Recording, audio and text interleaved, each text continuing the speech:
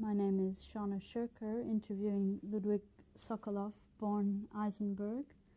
Today's date is December 5th, 1996. This is Melbourne, Victoria, Australia.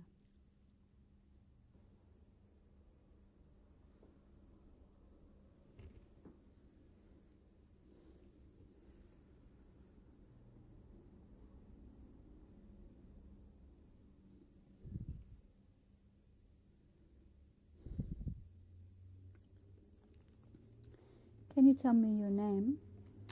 Yes, my name is Ludwig, born Sokolov, born 28 October 1916 in Czechoslovakia. And how old does that make you today? 80. Is Sokolov the name you were born with? No, my name was Eisenberg. I changed it when I came back from the camp. So what year was that? It was 1945, around March, April. Okay. And where were you born in Czechoslovakia? In a small town named Krompachy. It is Slovakia. And where is that near? What's the nearest large Near town? Košice, that's a bigger town, around 60 kilometers from where I was born. Okay. Can you tell me the name of your parents? Yes, my father was Joseph, right? Last name? Eisenberg, and my mother was Sarah, right? Eisenberg. Okay. And what did your parents do to make a living? We had 2 pairs of horses, right, with 2 people, which is carrying stuff from the factories or from the station to the places where they had to go. Right. How far would they travel with the horses? About 2.5 kilometers from the place to the place where they have to deliver it. Did you help out in your family business? I was a little boy at the time, not much. Did you go to school in Krompachy? Yeah, I went in the beginning. Can you describe your education to me? I went for 8 years in the normal school like every child should have. And after that, we went to the bigger town, Košice, where I had further education in business school. Okay. When did you finish your schooling? In schooling, I finished around close to 1930. Okay. 1930. Were you working after that? We went to Bata. We were interviewed, like I told you, in a bigger town in Košice. And the interview took about for 2.5 hours. After that, we went home and we were waiting for the answers from that Bata, one of the biggest factories in Europe. 30,000 people are working there. And what did they make in this factory? They make beginning from shoes to gum to you name it, everything was made there. And we lived very nicely, luxuriously in places where students were living, only in the student quarters. And in which town was that? It was Zlín. Can you spell that for me? Z-L-I-N. Okay. And what year did you begin working for Bata? It was 1937, 38, right? How many employees were there at the factory? 30,000. And how many of them were Jewish? A lot of Jewish boys were there. What was nice about Bata, when it came to the war, before the German could have taken them, he sent them out to Batavia, to India, in all the world, right, where he had his own factories there. And I met some of them after the war, which were alive, and thanks to Bata. Did you have a chance to leave Slovakia with your company? I left the company much earlier. I was a mama's boy. So I left it then, yeah, and I started to do something else. Okay. When did you leave Beta? After close to a half year or 8 months, right, I left Bata.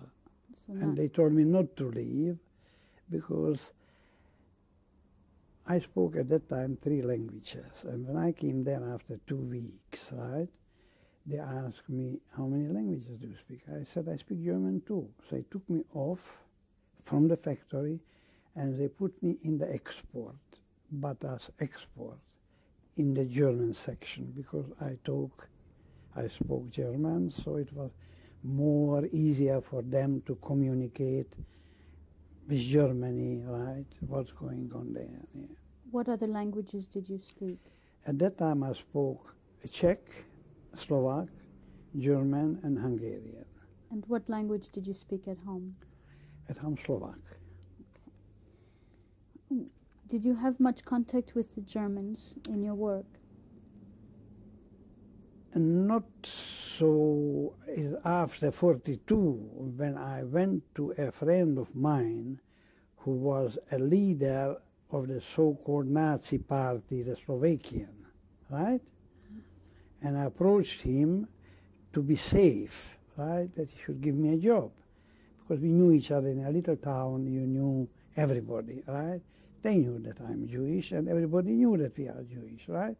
It was about a community of about 100 families, Jewish families, right? And he gave me a job, right? But I wasn't anymore in front of him or in front of the customers when I came as a Jew. I was dressed in a uniform like a Slovak, right? I have my boots. I had black breeches, you know, and I had a shirt. And when I went into small areas of Slovakia, East Slovakia, and I sold him papers, right? And when many times I came in, right, and I had to salute, like the Slovak salute, the Nazi says Heil Hitler, right, and the Slovak said Nastraž, right? Nobody knew that I'm a Jew. And I can tell you a small story. I'll hold right? you to your story at the moment. Yeah. I just want to go Connection back to with that. before 42. Yeah. And we'll get to 42 later. Was your family very religious? We were good Jews, but not religious, extremely religious. We went every Friday night to shul, right? And it was a Friday night, and Saturday was a normal Saturday. We went to shul, but we were not extremely religious. And where was the synagogue? Synagogue was where we lived, maybe 30 minutes.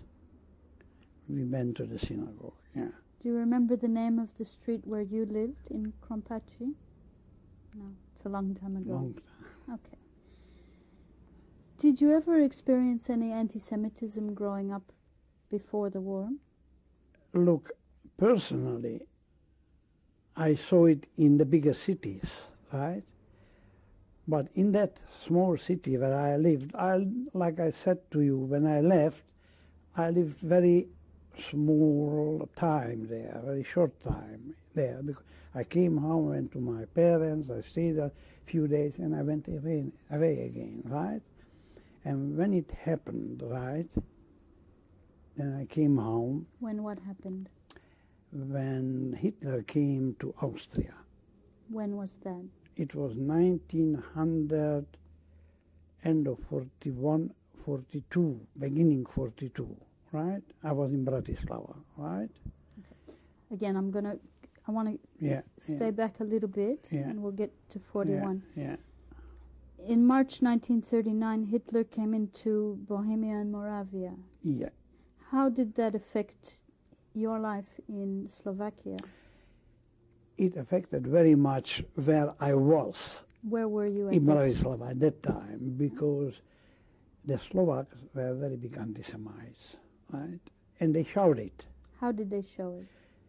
That they screamed at you, they spit at you, right? And I remember also one Friday, it was a Friday night, there was a film shown in Tatrakino, right? And the name of the film was Golem, right? And after that film, the first big demonstration, the Slovak students, which were similar, they called them Svoradov, right? And the other side was Hitler, right? So there was a similarity between Hitler and those students, because the German student and them. When the film was finished, they marched. There was a street named Judengasse, the Jewish street in Bratislava. As they marched on Friday night to that street, and they looked for trouble. But the Jews, they were very strong Jewish boys, we were butchers, right? And they were prepared for them. And the women on the first floor, they had prepared boiled water, which is true what I'm telling you, right? And when they came in by hundreds, those guys from the picture, they were demonstrating and screaming for Jews, and the women started to pour down the boiled water on their heads, and the boys came down with knives and with a sharp knife and beat them up, and they didn't come again in that Jewish street. Okay. What were you doing in Bratislava in 1939? I was in Bratislava in 1939. I was working for a company which is called a private company. Like, I was their guy who went to schools and talk, right, and got members. It was a social democratic place, right?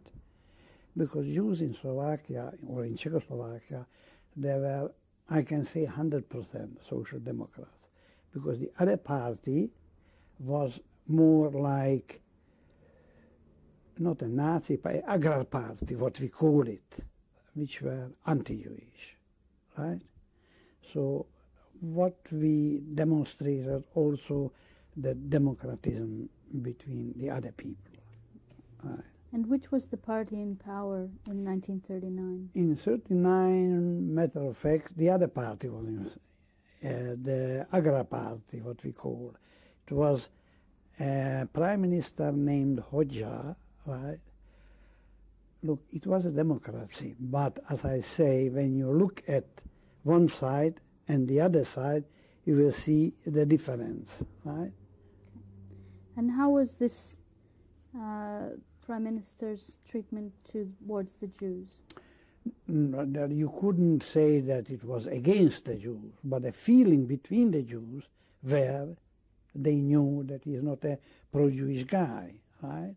Only at later stage, right, when he changed, right, when Masaryk was the president, right, and Beneš was the prime minister, the whole situation changed.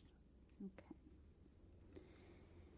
In 1939, the Germans annexed Sudetenland. Yes. And what was going on in Slovakia in response to the... Look, the Slovaks were always anti-Semites. Some of them showed them, like that, what I just mentioned you, the school, Svoradov, the students, were very anti-Jewish, because most of the... Look, I wasn't born in Bratislava, I lived in Bratislava, right? Mm-hmm.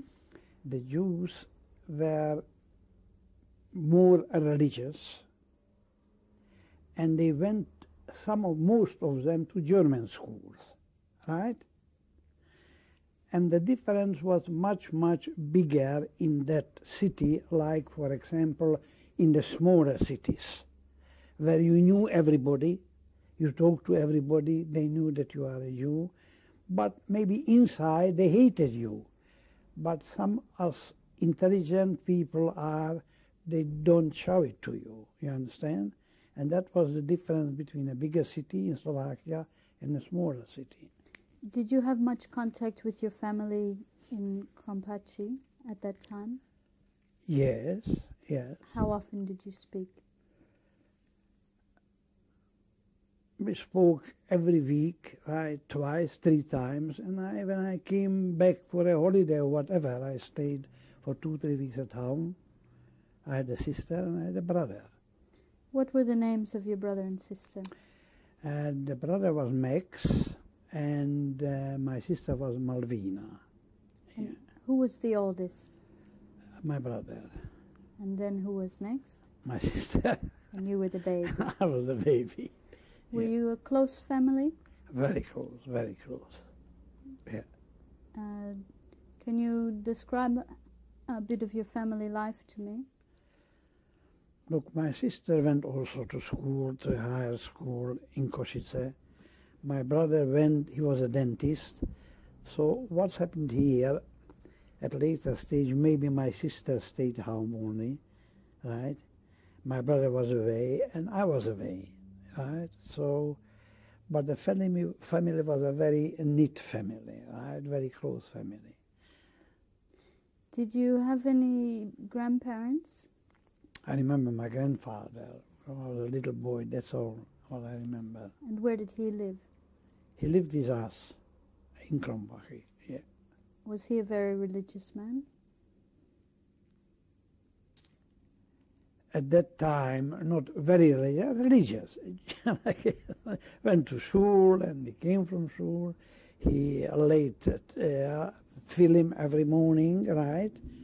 And that's what I can remember. Okay. How did your parents feel about you living in Bratislava? They were very proud. How did they show their pride to you? Look, like you asked before, we were very close knit, right? And we bought each other things, we brought each other things, right? And when we were at home, it was a complete festival. Did your family celebrate the holidays together? Sure, yeah. Do you remember any particular holiday that you enjoyed? It was a very long time ago, right? And I enjoyed, look, to be with your mother and father. It was already something, right? Okay. Were there many Germans in Slovakia at this time? Look, there were Germans, yeah, there were Germans, quite a bit. But like I said, at that time, till it wasn't taken over completely, right? It was like up and down. They hated us, right? They beat all the people up, right? And that was the situation in Slovakia. I'm talking about Slovakia now, right? Mm-hmm. Right. Did you ever think of leaving Slovakia? Never. Why not? Because I had everything what I needed in Slovakia, right? It was even after the war when I came back. I never thought that I will leave Slovakia, right? Because I started big business, right? I was a manufacturer. I employed a lot of people, a lot. But then again, something happened, right? Okay, And we'll wait and we'll get to your yeah. life after the war. Yeah. You mentioned 1942, that the Germans came into Slovakia. Yeah. Did you have any indication before that they were coming your way? Not what, if I want to tell you, I never believed it, right? I never believed it because we lived in a different environment, right? What you said, what you wanted to do, you did it. Nobody stopped you, right? And that's when they came in and they started those things. So I went back home, right? When I came home, it was all over already because they went in, they started already, they said to the Slovak government, all the Jews, they have to go, right? And they started to take the Jews, right? So When was that? in 1942, beginning February, March, definitely. That was the time. And when did you go home?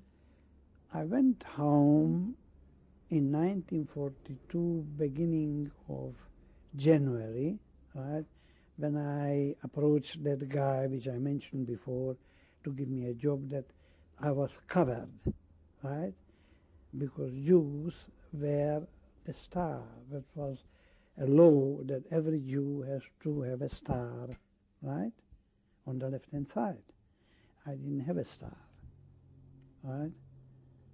So that was happened. And when I still didn't have the star, one day I came home and they wanted to take my parents.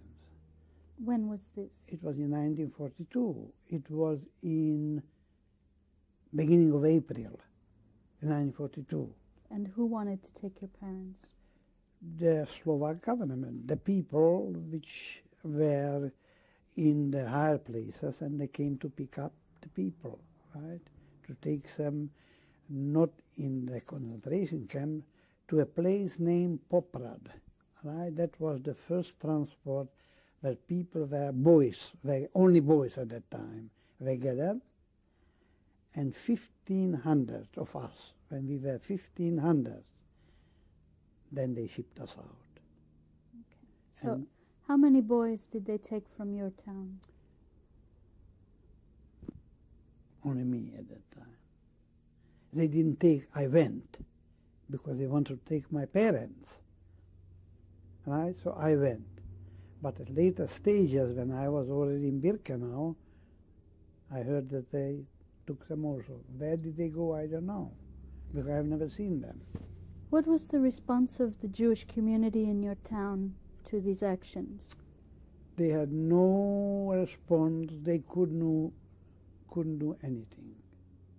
They couldn't do anything, and nobody could do anything, because that was a place in Bratislava where so-called Judenrat, if you understand German, the top, which they look after the Jewish, all the Jews in Slovakia, but they couldn't do a thing.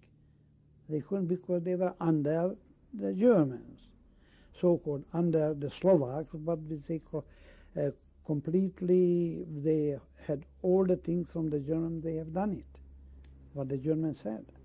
Who was the head of the Judenrat in your town? That's a good question. I don't know.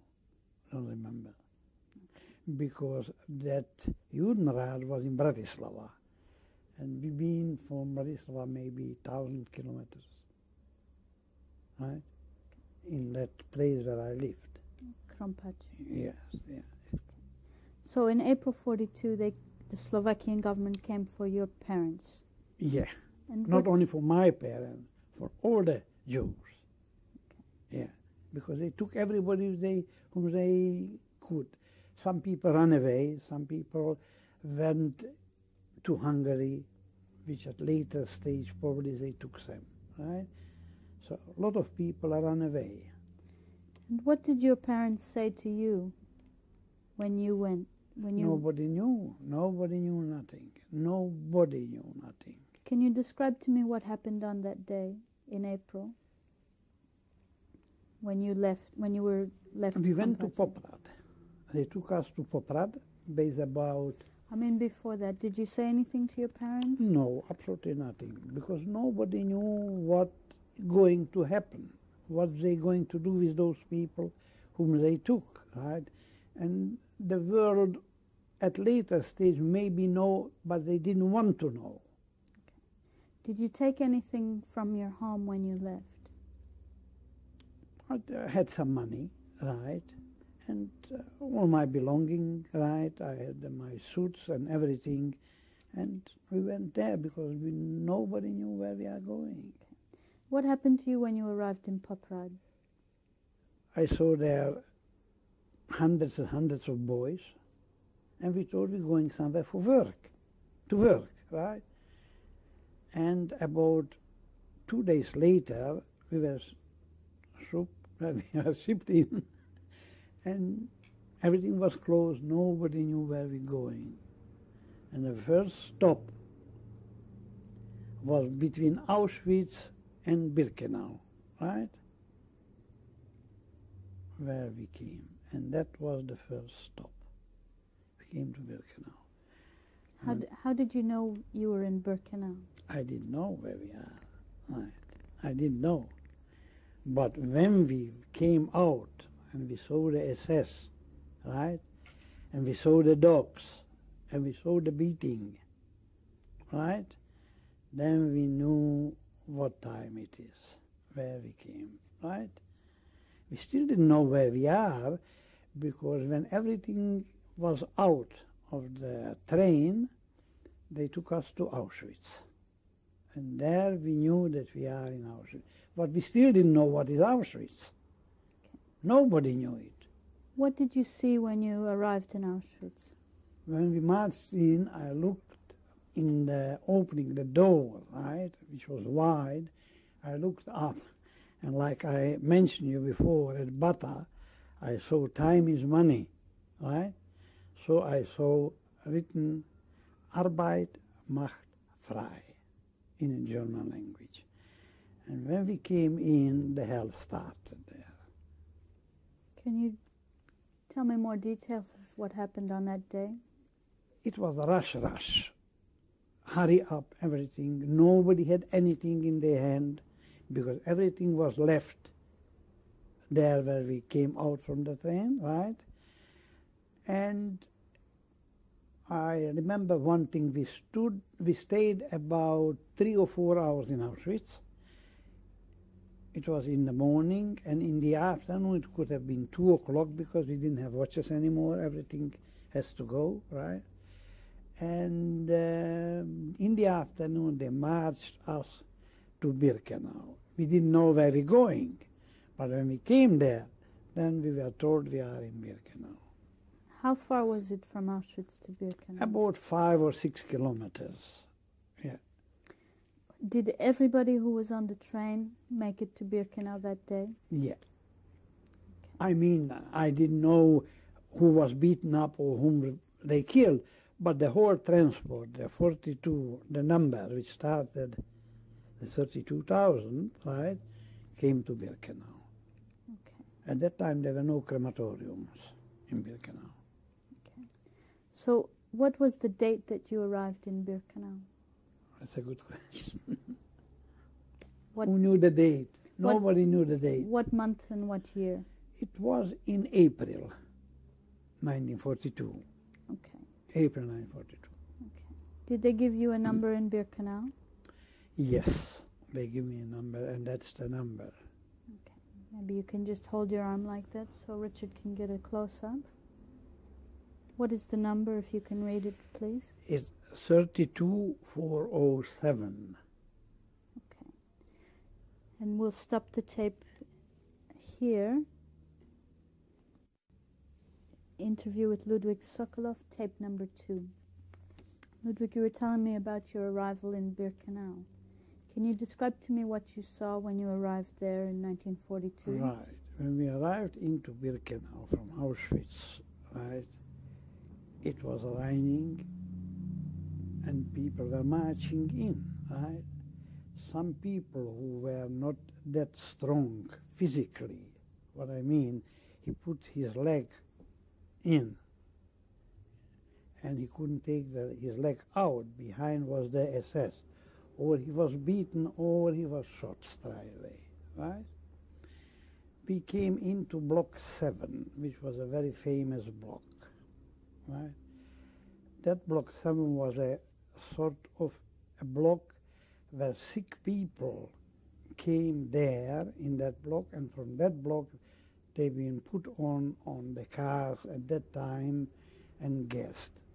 The gas chamber were not operating in 1942, right? We came there and we been about maybe 200 on that block, right? And we slept in bunkers, right? And in one bunker, maybe 8 or 10 people was there. One on the other one was sleeping. Next day, we went to work, right? I was lucky. I came in a commando, in a building commando. build barracks, because there were only a few barracks where we came. There was one lager there, a big one, right? At later stages there were lagers, A, B, C, D, Zigeuner lagers, Gypsy lagers, right? And we've been building, and we had a capo. It was a German guy. It was a criminal, because there were three types of people in Birkenau: political, criminal, and Arbeitsscheu, who didn't want to work. They had a black triangle. And what color were the other ones? The red one was a political prisoner, right? The green one was a criminal. What was the name of your capo? That's a good question. I don't remember, but he was a killer. He was a killer. He was a criminal, a real killer.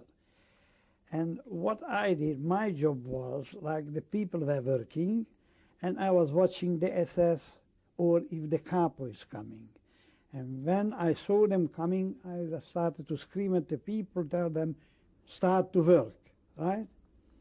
And one day, the capo comes in and looks at me and calls me down. I didn't know what he wants. And he tells me, you don't work anymore, right? What will I do? You be my people. What does that people means? That you will work for him, you make him breakfast, you make him lunch, you shoe shine his boots. It was a good job. I was already somebody, you know what I mean? I didn't work, I looked after him, the capo. I made him coffee, he was eating, I was eating. He gave me always something to eat. What language did he speak to you? German. Okay. I was curious, when you arrived in Birkenau the first time, were there already prisoners there? Yes. How many were there? I can't tell you exactly how many, but there were prisoners there. They are mostly political prisoners at the time, and I met on the same block two Jewish boys who came very early with a French transport. And his number, I looked at their hand at that time, their number were 29,000, which I couldn't see any more at later stage, those numbers. And our number started with 32. There was the very early transport from Slovakia. Okay. The two Jewish boys from France, do you remember their names? One was Yossel, I can tell you that, and one was Getzel. Both of them were killers. Okay. How long did you work building the barracks before this capo picked you to work for him? Maybe 2 weeks, 3 weeks, right. And how many barracks were built in the time you were there? Oh, a lot. All the A, B, C, D lagers plus the Zigeuner lager, the Gypsy lager, and at later stage in that camp was over 100,000 people, right? Over 100,000 people. And there were blocks, and each block were a lot of people. When you first arrived in Birkenau, 1942, were there any women at the camp? No. The women were in Auschwitz, right? Only maybe 4, 5, or 6 weeks later came the first transport of women when the barracks were ready, right? And they called it the Frauenlager, right? You know that? Yep. Yeah, the Frauenlager. And when was that? When did the women arrive in Birkenau? We arrived in April, probably in June, in the second half of June, but women were already in Auschwitz, Okay. not in Birkenau. Can you describe a typical day in the early days in Birkenau? How Yeah. did your morning begin? How did your Right, day we begin? went out, for example, I tell you a story which probably nobody told you, that you needed to go to a toilet. There were no toilets. Behind the barracks, there were about 12, 14 meter long, they maybe 4 or 5 meters deep, right? and in front of it you've been sitting when you needed to go to the toilet. And when I came the first time, went to the toilet, and I noticed something, right? I didn't go straight away. I saw SS coming to the boys, and they've been part of my words are shitting in there. They've been just 1, 2, 3, 4, throws them in. They never came out of there, right? There was urine there, shit, right? Probably nobody saw that. So when I went there, the next time I was always watching that no SS is there, right? Right? But around the whole block there was, we called it a small Postenkette. What does that mean? That every 20 or 25 meters there was an SS on the top, right, with a machine gun. In the early days, people couldn't take it. They ran to the Postenkette, and there were 3,000–4,000 volt in it. They grabbed the wire, and they be killed right away. But on top of it, the SS started with the machine guns. They killed them. But before they got the bullet, the power killed them, and that was on a daily basis. That were the early days in Birkenau. Okay. Did you ever think of running to the fence? No, because when I saw that, I said to myself, I must see the day when they will go down, right? And that's what kept me going, right? Because people took their own life. People killed people.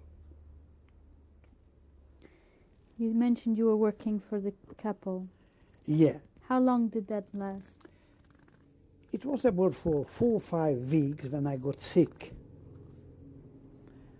And I got flek typhus, you know, typhus. Right? You call it flek typhus, right?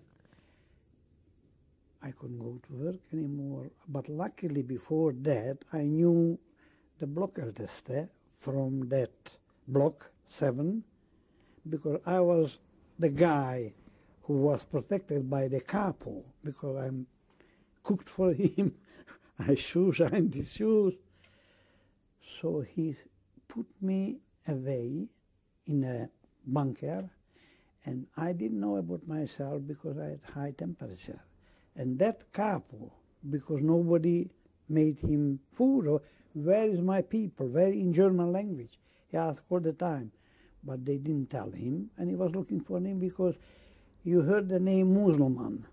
Nobody liked a Muslim, no capos, right? And we had a blockärteste, not a blockärteste, a lagerteste, which was a killer number 2, right? He was also a German, right? You know what a lagerteste is.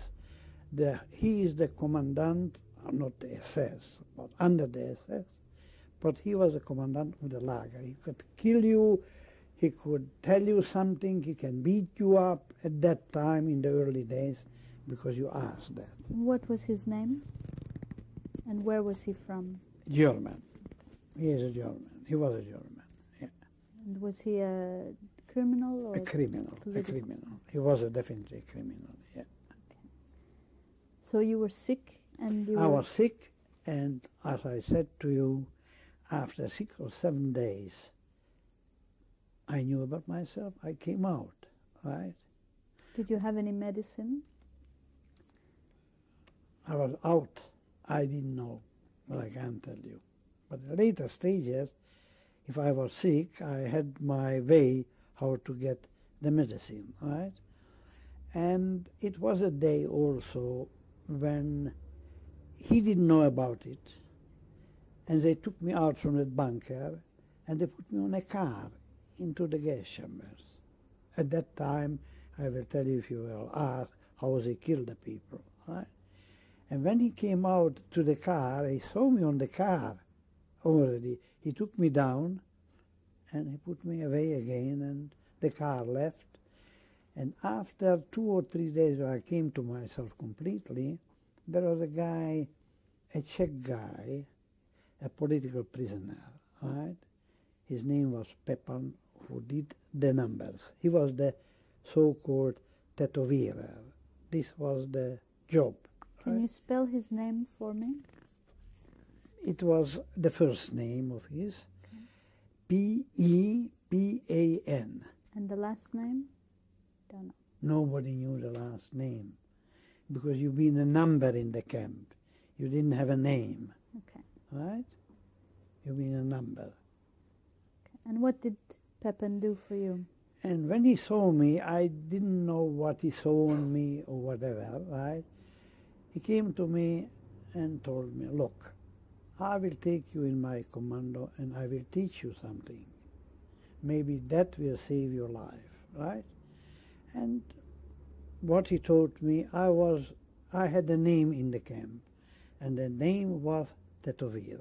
Everybody knew me under that name, even the SS, right? And that's what he told me. Maybe one day I will be shipped out, you will take over, and maybe this is where you will stay alive. And it's happened. About 2 months later, they shipped him out to Germany. I don't know what's happened to the guy, and I took over that commando.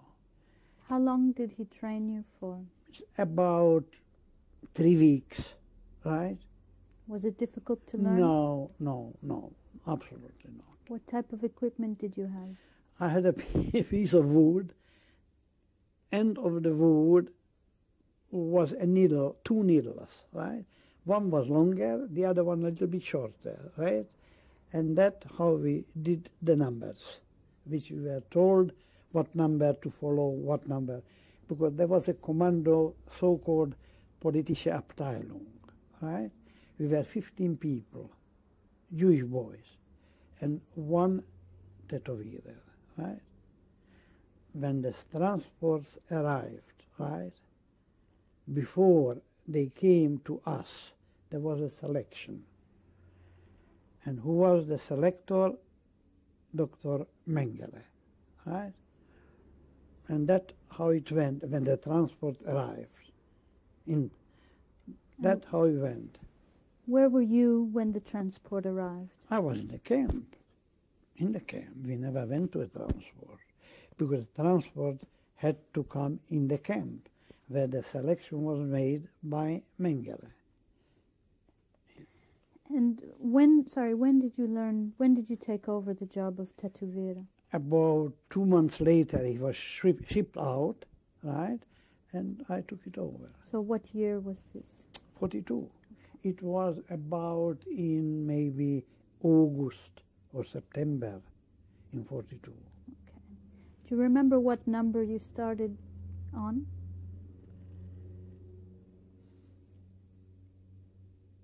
It was about 38 or 39,000, right?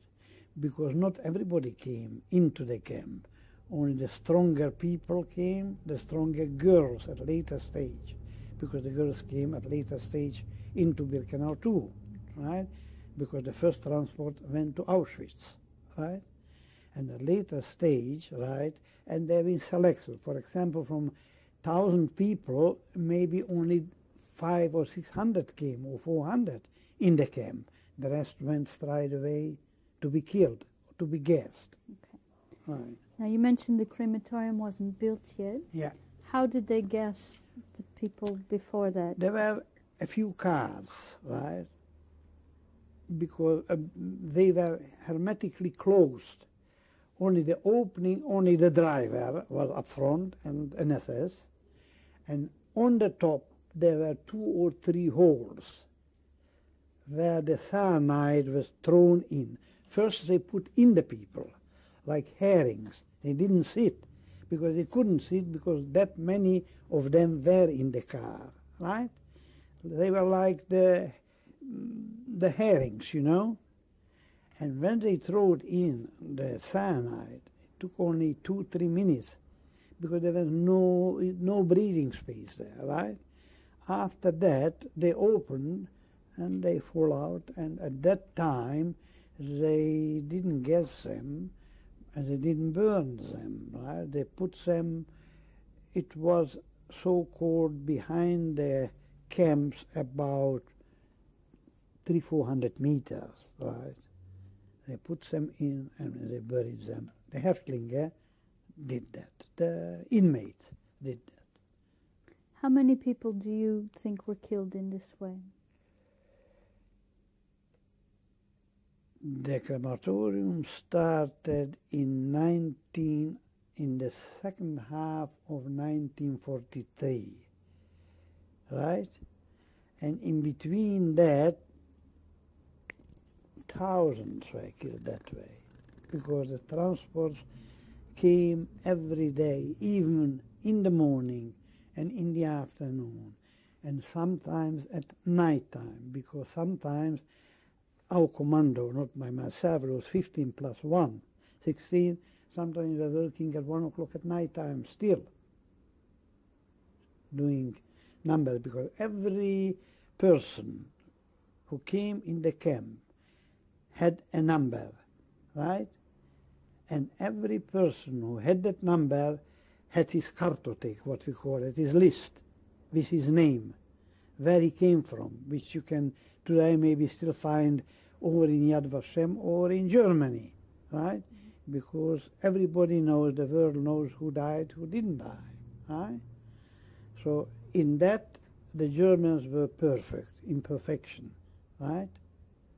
And one day, my boss, who was the god about Auschwitz and Birkenau, he was the politische Abteilung. What was his name? His name was Hustek, and the other guy was Boger, Oberscharführer Hustek and Oberscharführer Boger. Boger, I didn't know that much like I knew Hustek, which every day I was in contact with him, because he came every day. Because the transport came, he came, right, with the transport. So I knew him very well, and I was under his arm, under his protection. But he didn't do the job. He had also his people. It was an Unterscharführer who was quite a nice guy, not that rough like my boss, right? Because every SS was rough, but some somehow weren't that rough like the other one, right? Mm-hmm. And one day he comes to me when the crematoriums were working already, right? And tells me we have to go in the crematorium in German language. Why? Because they identified on the cartotek that two same numbers were on two people who were killed or died. And like I told you, the Germans were perfect in everything, right? He wanted to know which number is right and which number is wrong. So the next day we went in the crematorium. Nobody was in the crematorium when the crematorium was in function, right? You guys have no idea how a crematorium looked when it was in function. When we came to the crematorium, SS, right? And they knew him, of course, and he told me, open the door. He told me, and I tell him in German language, you go first, in German language, I told him. That was a joke, right? And we went in. There was a Sonderkommando. Maybe you heard that name. What is a Sonderkommando? They selected 22 people when the crematorium started to work from the camp, strong boys, and they took them into the crematorium. Those people eat, slept, toilets, whatever, they never came out of the crematorium, right? Their home was the crematorium, right? It was in end of 1943, which probably you don't know either. They rose, right, because they knew they will never get out. And there were 8 or 9 SS always in that crematorium, right, where they've been working. One day, they took those 20 boys, overpowered the SS, and alive put them into the ovens. It was a big, the sirens, right? And the SS came, of course. They selected another 22 people, and they took them in the crematorium. But they, alive, those SS, alive, was thrown into the ovens. Do you know the names of any of the SS, of any of the prisoners? No. What happened to the 22 They were prisoners? killed. The SS shot them, and they selected another. They came the next hour or so in the camp, and they selected another 22 people, again strong people, and they took them into the crematorium. Can you describe to me what you saw when you entered the crematorium? When we came in the crematorium, before there were big crematoriums, there were gas chambers. There was a conveyor belt from the gas chamber which came into the crematorium. The gas chamber was also in crematorium, but the gassing was separate and the burning was separate, right? It was a conveyor belt, and the conveyor belt was working non-stop 24 hours a day and bringing in those guest people naked, of course, right? Because there were showers in the they call it sauna, right? But when they came in, they didn't know. At later stage, people know where they're going already. But before that, people knew, maybe they knew that they're going for a shower. And they went into a gas chamber. Because when they've been in already, and like herring press, again, instead the shower, the water came cyanide, right? And you breathe it in 2-3 minutes, and so on. And then they loaded them on the conveyor belt, and they came in the crematorium. They couldn't burn them that quick. So what was there? There were hundreds and hundreds, like sacks of sugar or whatever, right? Stapled, right? Thousands dead, right? And that conveyor belt always came down with the dead people straight in the oven. How many times did you visit the crematorium? Only once. And Only once. the day that you were there, did you see bodies? Yes, sure. How many bodies? Who could count that many? Like I told you, there was like sacks, right? Hundreds of bodies, really. What was the number that you had to verify? That I can't remember the number, I can't tell you, but a very double number. We saw those 2 people dead because they've been on the side, prepared that the Polizeabteilung is coming to check on the numbers. And they were there, 2 of the same numbers. Did you have any contact with the prisoners who were working in the crematorium on that day? Nobody had contact with them. Nobody. Okay. You mentioned the crematorium was built in 1943. Yeah. Did you see the building being built? Sure. Did you know what it was at that time? No, they built a complete new from scratch, a crematorium. Number one, after that number 2, after that number 3. There were 3 crematoriums in Birkenau. And which one did you visit? I think I was crematorium number 1, because that was built first, right? And it was at later stage, like I said to you, in 43, right, that we had to go in. And what was the name of the German guard who went in with you? That was my boss, Oberscharführer Hustek. Did he say anything to you about what was going on there? No. Nobody has never talked to you. I mean, those things. You've been a nobody. You just been a number in the camp, right? I want to go back to, you said after the transport and the selection. Yeah. At what point were people sent to you for a tattoo? When they been selected, after the selection was finished, they had to come to us, right? Go through us, because the number was given, the name was taken, where you've been born, married or not married, children or not children, right? Every detail was taken of you, of every person who came into the camp. Did you have that information in your hand while you were tattooing them, or? No, I said because after they had to go through, because they had to get a number, because they have to follow the numbers, right? Mm-hmm. And they had to go through paperwork, right? And then they came to me, right? And with the numbers, and I did the number. And followed from beginning from 32 up till they finished the first around close to 68, 69,000. Then they started a new section. It was from the beginning A. It was an A on the end. After it was finished the A again, how many it was numbers a B. For A? Again about close to 70,000. But that time I didn't do everybody, right?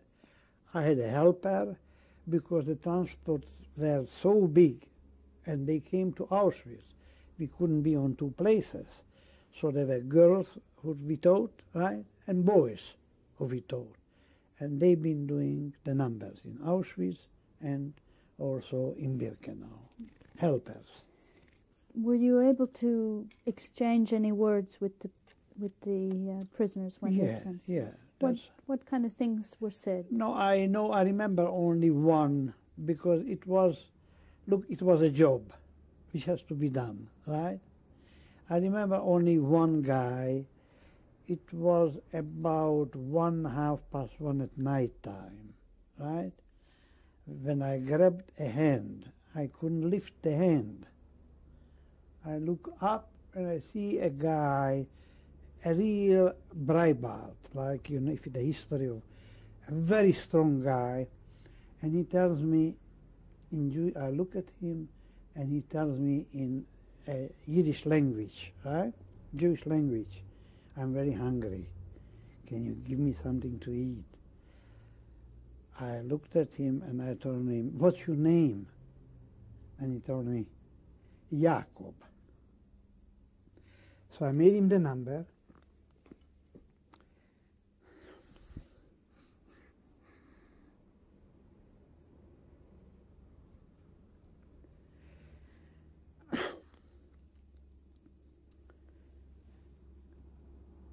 And I told him, step aside. I have another 15 or 20 people to finish. When I finish the people, I'll give you something to eat. When I finished the people, I came to him. Have a little bit of water. Okay. Actually, we're going to stop the tape. We'll change the cassette and then we'll come back and you tell me about Ludwig Sokolov, tape 3. Can you continue telling me about this prisoner? Yeah. So when I finished the work, I gave him one bread. The bread was not big, like in the camp. You got only pieces. Nobody got the whole bread.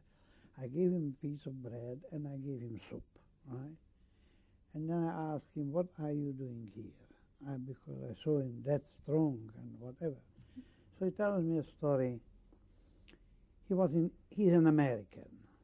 He came to visit his parents to Poland, right? He wanted to go back to America. The war started because, you know, the German came straight away into Poland. He couldn't go back. They caught him. They brought him to Birkenau. So I told him, Jacob, you don't need to worry. You have a very good job here, right? And 2 or 3 days later, it was a Sunday where people didn't go to work, right? That Sunday. And he was performing already in front of 20,000 inmates, right? Right, the things which people applauded him, right? A few days later... What type of things was it? So he took steel. He did ties of steel, right? he did things which was unbelievable that a guy can do it. He was that strong, right? And I talked to him, and I congratulated him. And I told him also, look, they will give you a very good job. You don't need to worry. You won't work hard here. And 2 or 3 days later, they took him to Auschwitz.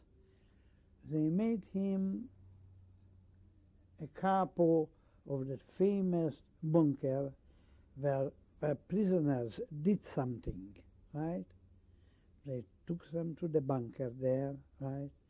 And they beat him. He was the guy who beat up people. Which bunker was he, capo? That was number 11, the bunker, right? And do you remember what number you gave him? That I don't remember, And but I remember him. What town was his family from? That I don't know either, because I didn't ask that. Okay. Right. What type of activity was going on in his bunker? There were people, prisoners, which the SS wanted to know, or you did something in the camp. They took you there, and they tortured you, right? They beat you. They beat you till you started to talk and dob in other people, right? How do I know? Because one day I came to the bunker, number 11, and they took me in, they put me in there, they closed the door, and 5 o'clock at night time, when they bring the food, not food, right? Somebody's opening the door. And whom do I see there in front of me? Jacob. He looks at me. What are you doing here? He asked me, right? So I told him the story, and he told me the first thing. If I will give you 30 on your bum, don't talk, because I have to kill you. Why? This is what I'm telling you now. That's what he told me, because he was a very good guy, right? Because he didn't want that other people should be dubbed in, and he has to kill them. You understand? Because they have to come in block 11, right? And they beat them and torture them when you be able to talk, that you bring in some more people, and the SS will know more about it, what's going on in the camp, right? Why did they send you to Block 11? Look, I did something which I shouldn't have done with 2 other boys. We want to run away from the camp.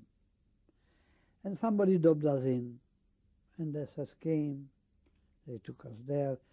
But about 2 or 3 weeks' time later, we came out of the bunker, and they took us back to the camp, right? And when they took us in the camp, I didn't go back in my camp. There was a section of a camp, a block, they called it Strafkommando. What does that mean? If you did something and you came back in the camp, you had to go in that commando where you've been punished, heavy work, you got beaten. And when I came on that block, the block attester saw me. He was a Polish guy. He tells me in Polish language, here you are a nobody. You go in the morning and you do the same job like anybody else. So what I did,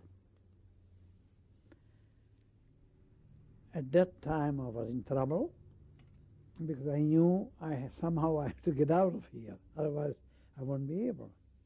So I wrote a letter.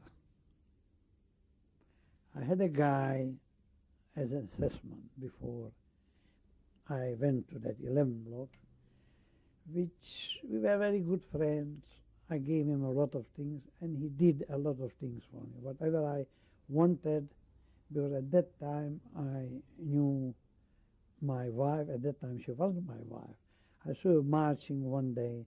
There was a commando called Rotkopfchen.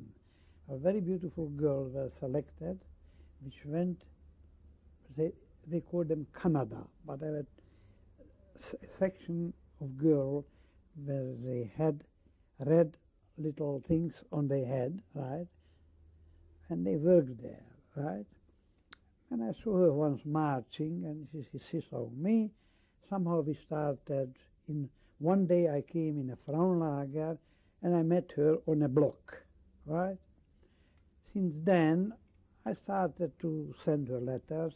Nobody could send that letter, because when they caught you, went to bunker number 11 in the block. To cut the story short, I had an assessment. His name was Baretsky, right?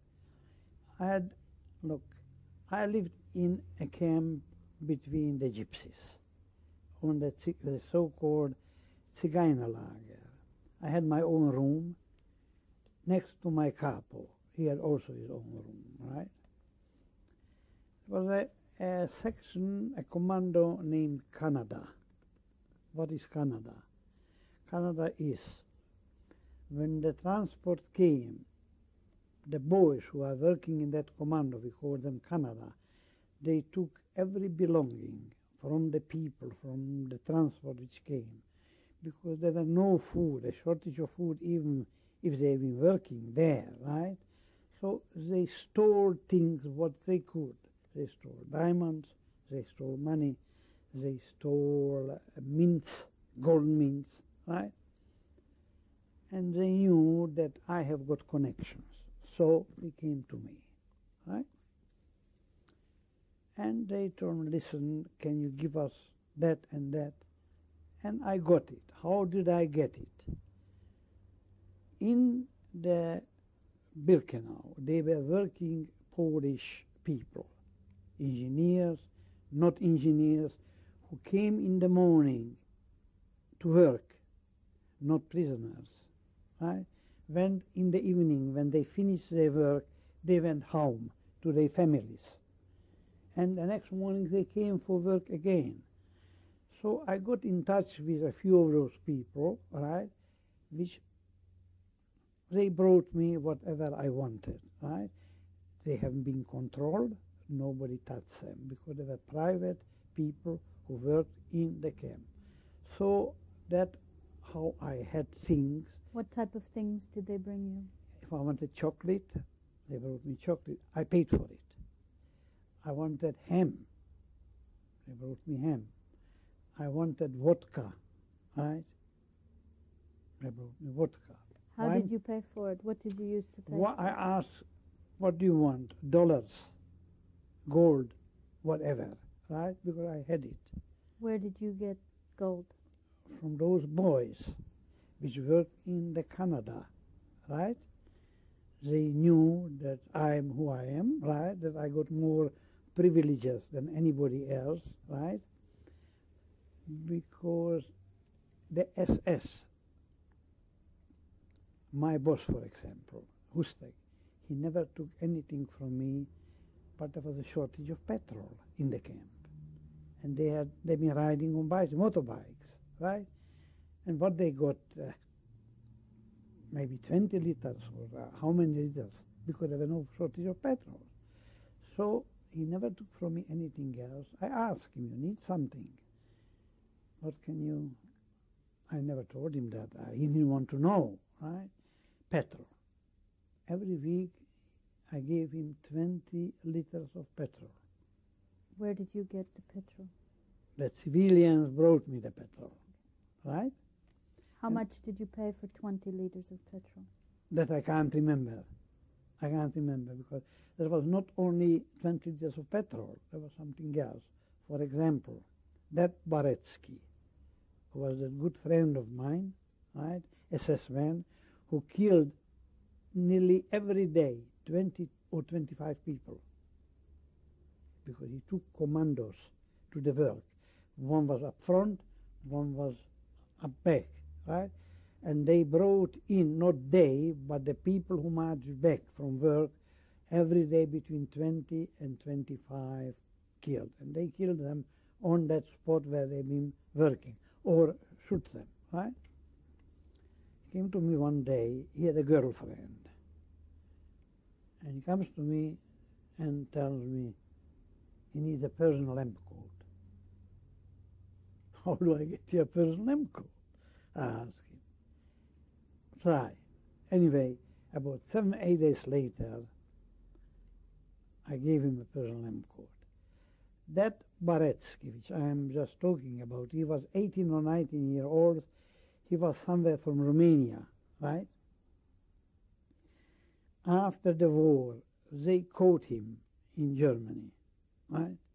He came to the Nuremberg process. And as a witness, he gave my name. And it was 1952, I think, right, in Australia, when I got a letter from the German consulate that I should come into the German consulate. I went in the consulate, and they interviewed me and asked him, do you remember the name Baretsky? Yes. Who was Baretsky? So I told them who was Baretsky. How was it to you? And I told him, right, we are going to send you to Nuremberg as a witness for Baretsky, right? Look, I said to them, I'm not going to Nuremberg. I just started a factory here, and I haven't got time to go. But if you want a statement, I will make a statement in front of you. So I made a statement, who was Baretsky, right? And when at later stage I heard he got 30 years in prison because he was a real killer. To me, he was like a brother. I trusted him, he trusted me, right? And all my letters went through him to the Frauenlager, to my wife. Okay. Yeah. When did you meet your wife? I was not married. When I came back in 1945. You want to jump? No, thing? I'd rather not jump. Yeah. But I'll ask you a few more questions about just do Birkenau. that. Do that. You say you about lived what's in the happened. gypsy camp. Yeah. How is that possible for a Jew to be living in the gypsy camp? Look, there were only Jews. Not only Jews, but you say 95% in Birkenau were Jews. There were also Russians, there were Germans, also political prisoners who had read those triangles. There were the green ones who killed people and were in prison. And there were Czech people also who came from Theresienstadt. How am I alive today? I have to tell you that story. In Theresienstadt, transport, not only Jews came, but Czech intellectuals, professors, musicians, you name it, very intelligent people, right? And I helped a lot of people, a lot, not only Jews, but non-Jews. Why I am alive today, but before that, I want to tell you a story which happened. A guy named Mortkovich, Zeszek Mortkovich, escaped from the prison, from the camp. From Birkenau. From Birkenau. They caught him, what you showed me, the map, in Sudeten. And they brought him back to Birkenau. It was a Friday night. I'm in my room in the Zigeunerlager, in the gypsy camp. Somebody knocks on my door. I open the door, and 3 guys, inmates. Look, you didn't know everybody in the camp. An inmate is an inmate, right? What do you want? I asked them. And can we come in? Of course you can come in. They came in, and they told me, Zeszek is back. Who is Zeszek? I didn't know that Zeszek ran away, and they caught him in Germany. And they told me, after a half an hour arguing, who knows about it, that he's here. Nobody knows, only we know. But before I did something, I went to the Schreibstube. I knew that a transport of 100 people are going again to the Czech Republic for work, because transports were going every day. How did you know when and where transports were going? Because I had connection in the Schreibstube. The Schreibstube was run by inmates, not by the SS. On top of them, of course, controlled by the SS. So I went into the capo, and I knew the capo very well. And I asked him, is there a transport going tonight? He says, yes. How many people? 100. He said, do me a favor, I told him. I got a friend of mine here. I didn't mention to nobody. Put him, yeah, you are crazy, the list is ready. After arguing a long time and offering him something, right? He agreed. What's the number? I didn't know. I went back and asked him. I told the guys, bring him in. And I talked first to that guy. I never knew him.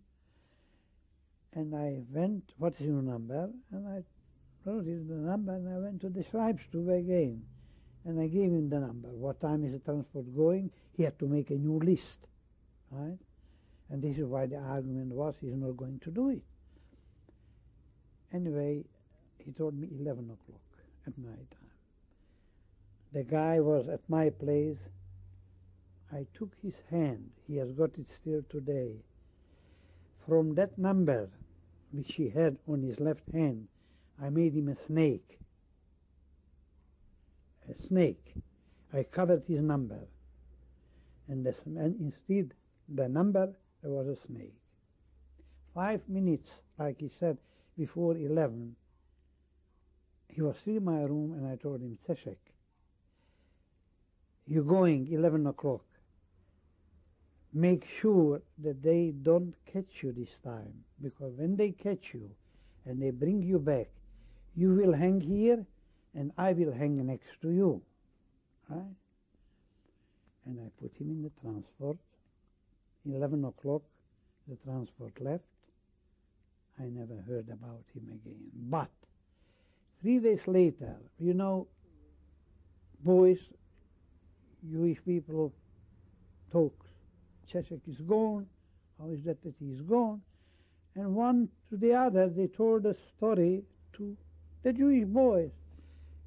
And one said to the other one, and the SS knew about it now.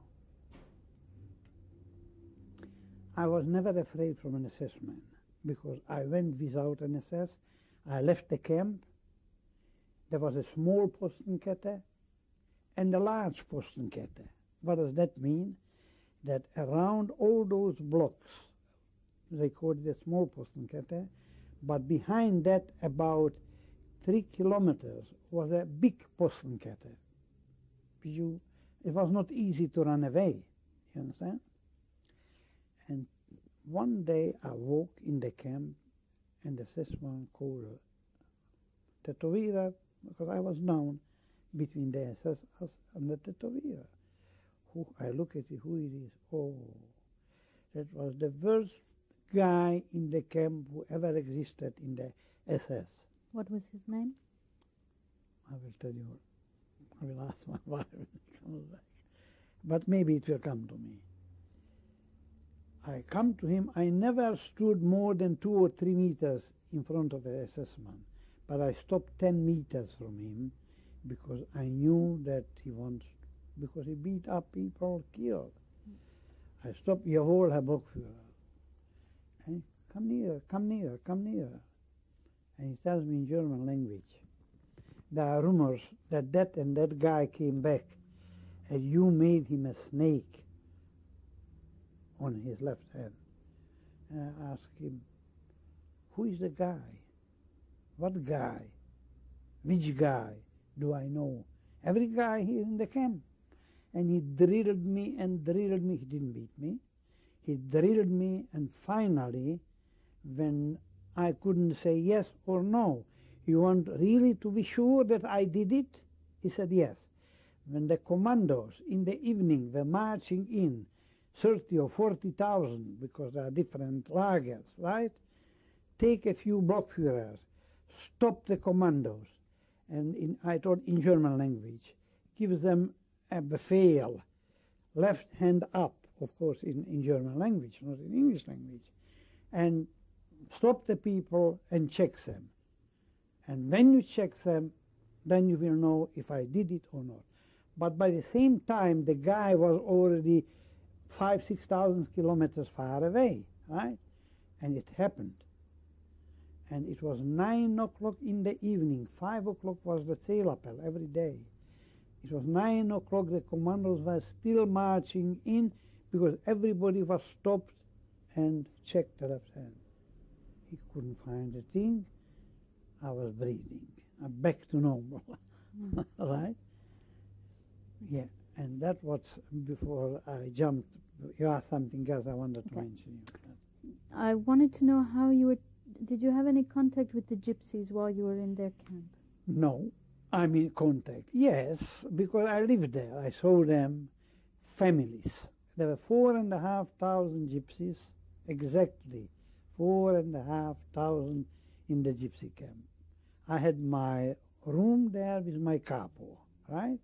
Who was a Ukrainian, a very good-looking boy, really, but he beat people up. And what was the law in the camp? Because Jewish boys were blockaders too, and they had positions too. If you been a bad guy, the news traveled very fast into the German camps. And when those people were transported, like I said, every 3, 4, 5, 6 months people went out from Birkenau, right? And they caught them in those camps, right? They beat them or they killed them. That was normal law in the camp, right? And I lived with him in the gypsy camp, and one morning, it was about 4 o'clock in the morning, about 50 or 60 big trucks came, right? Nobody knew anything, neither we knew. We lived between them. And they loaded on the 50 or 60 trucks the 4,000 gypsies. And they took them in the crematorium. And when we looked at the crematorium, at the chimneys, 11 o'clock in the morning, we saw them coming through the chimneys. When was that? It was in 1944. I can't tell you exact the date, but it happened in 19, where the whole gypsy lager was liquidated. There were no more gypsies. Was there a reason why this was done? Jews and gypsies, they were in one category. You haven't been a human being. You've been just a number. I remember when the Red Cross came into Birkenau. When was that? It was in 1900, end of 1943 or beginning 44. They cleaned a block, right? Sample block, what we call it, right? Which block was it? Don't remember, right? And the inmates were clean, right? They gave food before that. That when the Red Cross came in, they saw to the world, they can tell to the world, because it's not true what they're doing, what is said in the world, they can see it on their own, what they're doing. They came in, they left. Next day, back to normal. Were you in the block that the Red Cross visited? No, I was not. No. Did you ever have any contact with homosexual inmates? No. Did you know of any homosexuals? No, I don't know. I never heard that name. No. But they were Germans. Right, they were. Right? But I never thought about it.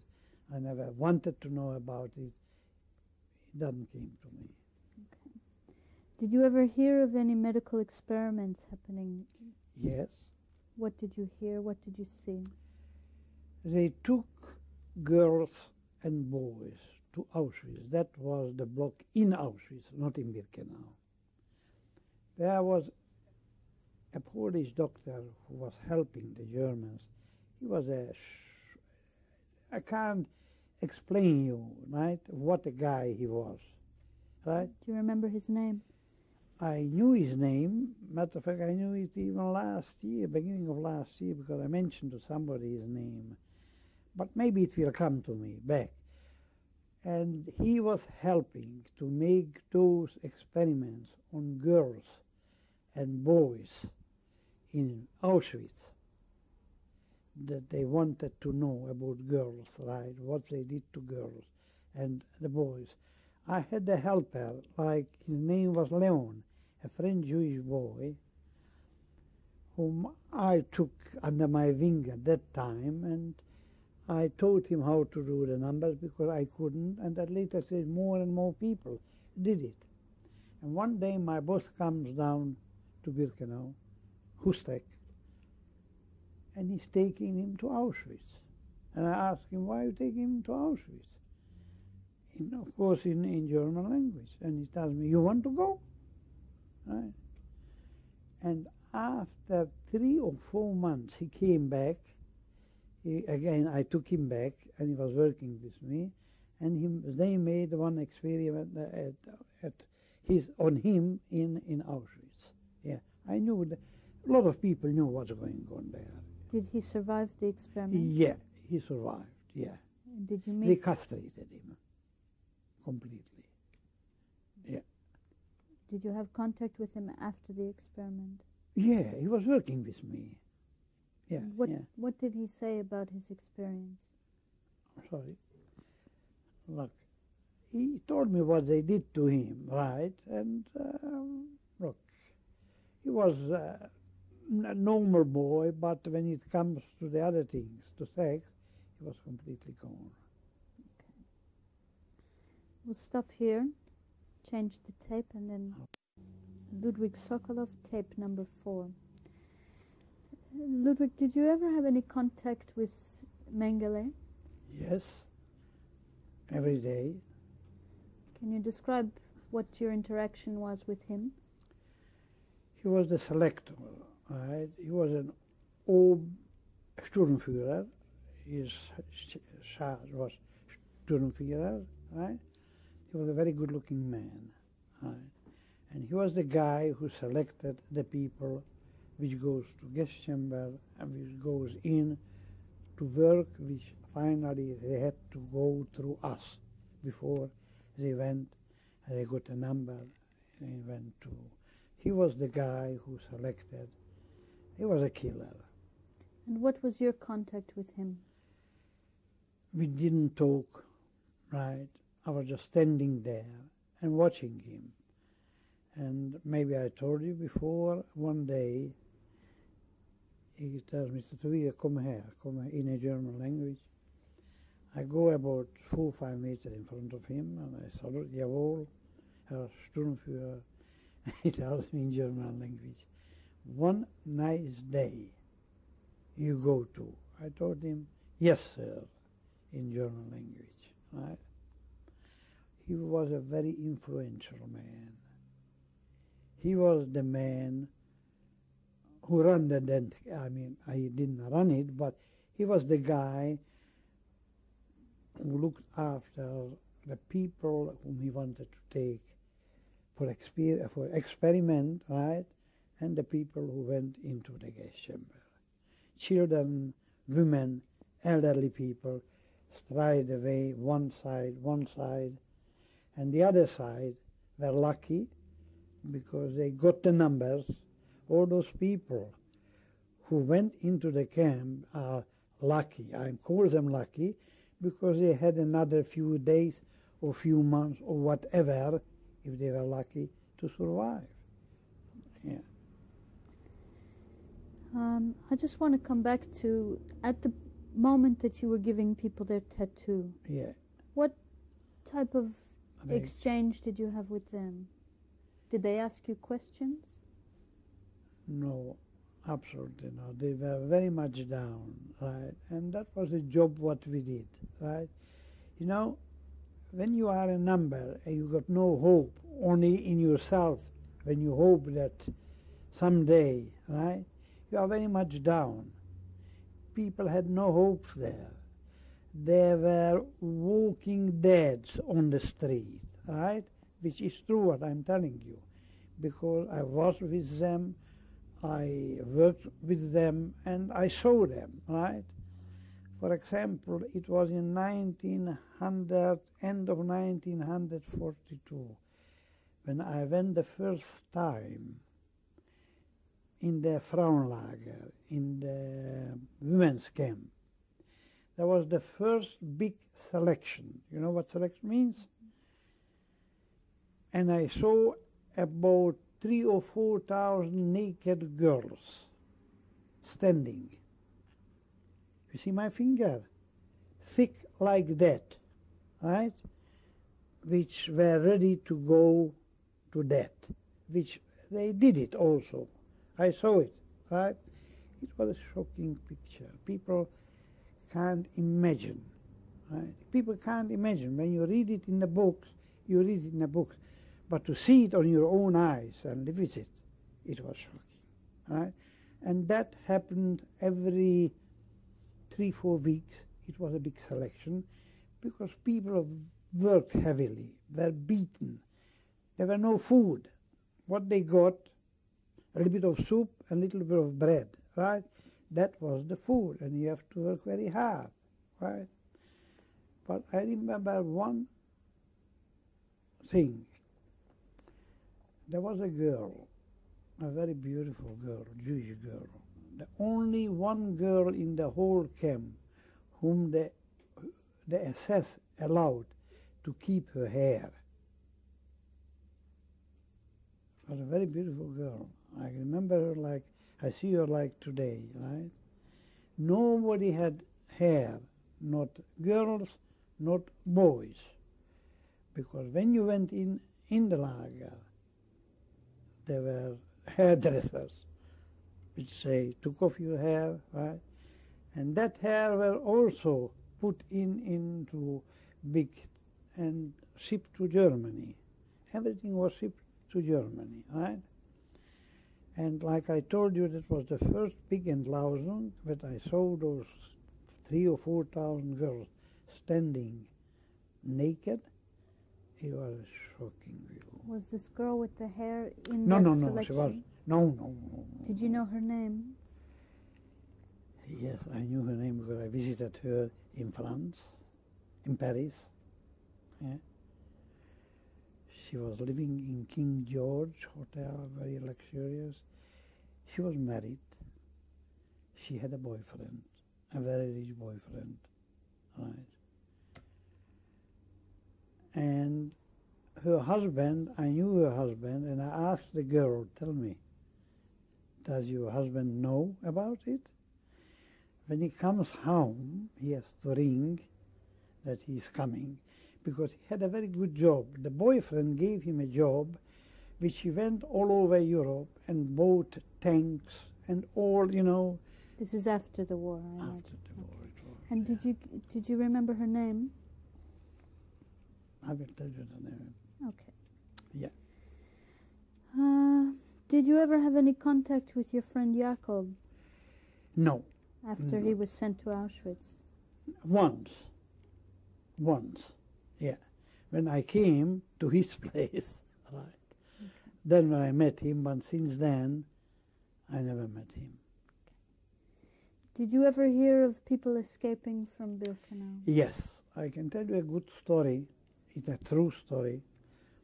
In beginning, I think in March of April, it's a shame, I would show you, but if you come, ring me next week, I will give you something which is very interesting, right? I gave it to somebody, right? I will take it back from him. In 1944 beginning, there were two guys. One blocker tester, his name was Fredo Wetzler. Jewish boy, and one who was in the Shoah, who is in Canada. His name was Rosenberg. Today his name is Verba. Maybe you heard that name, Verba, right? He was the blocker tester, he was the Schreiber. You know what a Schreiber is? Because every blocker tester had to have a Schreiber who was writing, who was missing what is needed or whatever. It was in March or April. One day, You know, they were building material was a lot in the camps. Nobody knew about it. They made a bunker. They prepared, right? And they made a place for 2 people. Some way, somehow, they got petrol. Also, they put it before they went into the bunker. One day they went into the bunker, there was a zeelappel. You know what a zeelappel is? When all the commandos are in, the blockertester is responsible that all the people are standing and the SS is coming and counting them head by head. Okay. And his block was standing there without a blockertester, without a schreiber. Where is the blockertester? Where is the schreiber? Nobody could answer it. The sirens went up, right?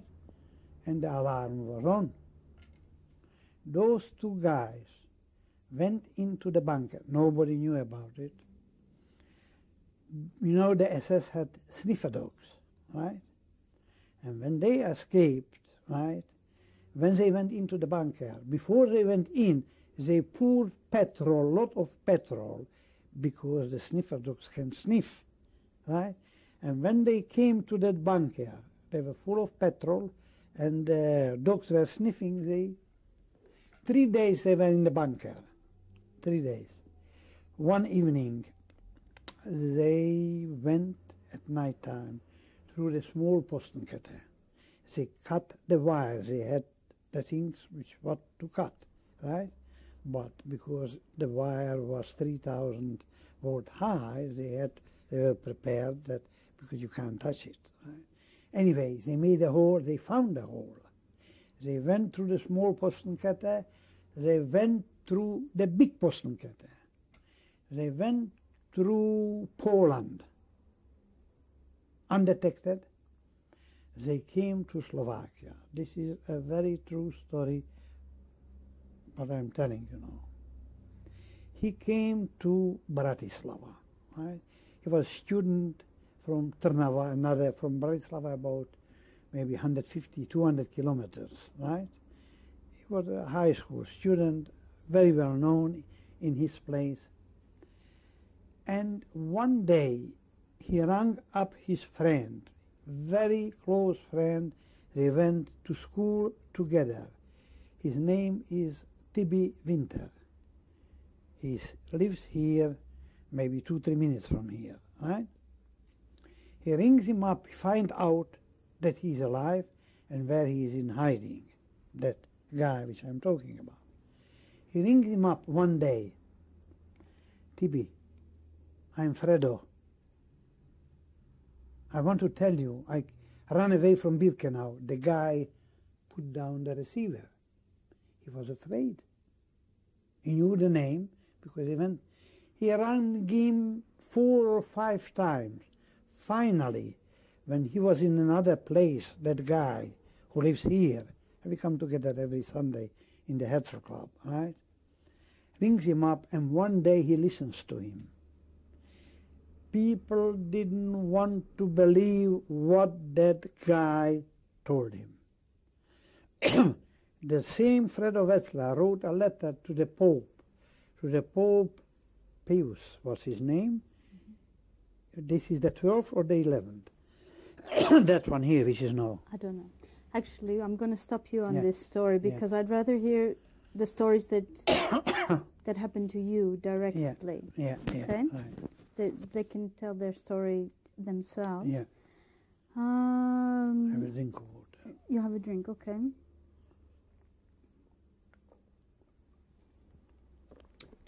Did you ever hear of any stories of resistance or sabotage, any underground activity in Birkenau or Auschwitz? Yes. In Birkenau, not that much, right? But in Auschwitz, it was in 1944. Mm-hmm.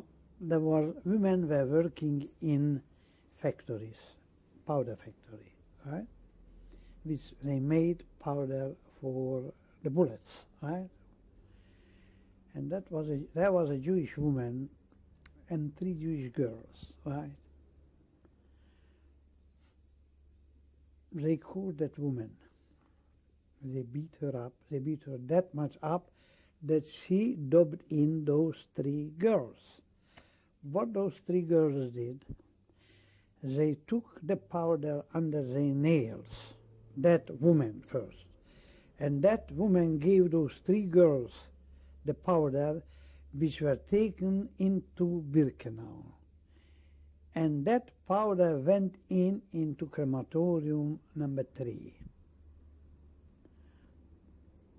When they caught that woman, that was an underground, like you said, in Auschwitz, they approached Jacob to let them in the bunker to talk to that woman, right? First, he resisted because it was a big responsibility, right? He had the key, but the SS was the god there, right? Finally, he agreed. At night time, 12 o'clock, he let them into the bunker, those 2 Jewish guys, in Auschwitz, right? And they interviewed that woman, which was unrecognizable because she was beaten that much up that she was sworn black, red, you know. Do you remember her name? No, I don't know her name, no. But what they asked her, whom else did you dub in? Because they wanted to know, to do something maybe that it doesn't spread that much. And she swore that was the statement of Jacob in Yad Vashem, right?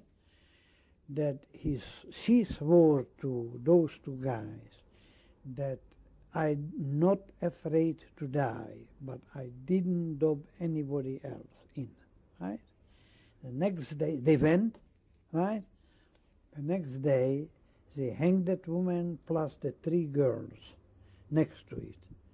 And that was the story with that woman who Jacob let those 2 underground people in the bunker to herself. Did you witness the hanging of the 4 No, women? not that one, but I witnessed hanging in Birkenau. Okay. Before I ask you about the other hangings, what was the effect of the gunpowder on the crematorium? It was blown out. The number 3 crematorium, it was in 1944, around November, right?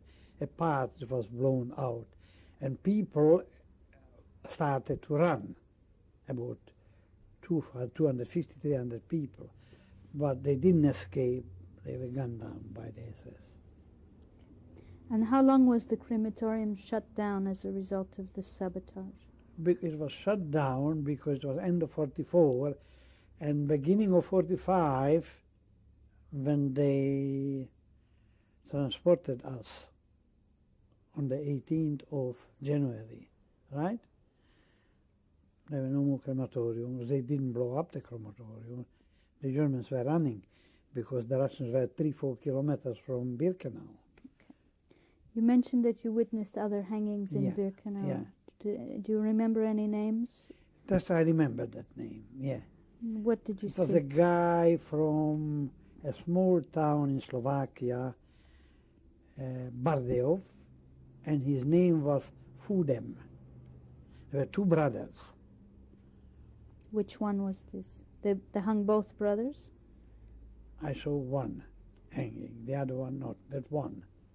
And what did this boy do in order to be hung? You know what Rassenschande in German is? No.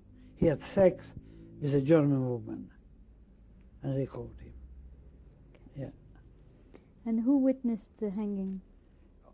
Not only me, but thousands of inmates, right? That was a deterrent, what you call it, right? That people shouldn't do things, and they, not only that, before that, people who wanted to escape, they caught them, they hang them in front of us, right? I saw 2 or 3 or 4 hanging. Not only me, but people who are still alive and been at that time in the camp, right? They saw it also, not only me. Okay. Is there anything else you'd like to tell me about Birkenau before we leave there to go to the next camp? Yeah. There's a lot of things to say. I don't know what you want to know, right? Right. Things that you witnessed that you feel are important to record. Look, I witnessed things, killings, right? Torture, beatings, right? Unbelievable, but boys killed boys, inmates killed inmates. Why? Because maybe he thought that for a piece of bread, people killed people. I saw it on my own eyes. Because, look, I don't want to mention religion. You can't stop that for a second. Right? No. Anyway, I will tell you why I'm not telling you. But people have killed people, right? And it was terrible because maybe that little piece or the next day was a hope that he will be alive, you understand? Or he will live through the whole thing, which not many people stayed or stood alive. And as far as I know, that I am the only one really who witnessed, who stayed 3 years in Birkenau. Birkenau is not mentioned in the whole world. They mention Auschwitz. But the real McCoy was Birkenau. Why they maybe don't mention Birkenau? Because the Russian took everything what was in Birkenau. All the papers, all whatever happened in Birkenau, it's in Russian hand. What is advertised today is advertised Europe, the camps in Europe. And they naming Auschwitz, but the real, they called Vernichtungslager, right, was Birkenau. The Stammlager was Auschwitz. What is Stammlager? What does that mean? It means the headquarters was Auschwitz. The killing was done, the factory killing was done in Birkenau in the largest scale whatever the world would have known. Did you think at that time that you would survive Birkenau? That was kept me going. That was kept me going. I looked always more positive, right, than a negative, right? And because maybe I was beaten as other people or did have more to eat, right, and help people through my position. And I saved a lot of lives which are still alive today. And this is why I'm here today. Did you believe in God while you were there? Look, nobody thought of God at that time. Nobody. Because the most religious Jews, these beers, whatever, came in. Everybody forgot. I can tell you that. Because as far as I remember, I went once to a picture here, not to a picture, that was, Where Was God? It was not a play, but it was a few thousand people there. And Johnny Baker and Mark Baker were there, and a few people were interviewed, and the rabbi from Israel, what was the name on that shorty? There was one side which didn't believe God. Where was God? The other side, the religious side, which believed in God. And that rabbi was on the religious side, and they asked him at that time, where was God? When 1.5 million people went in gas chamber.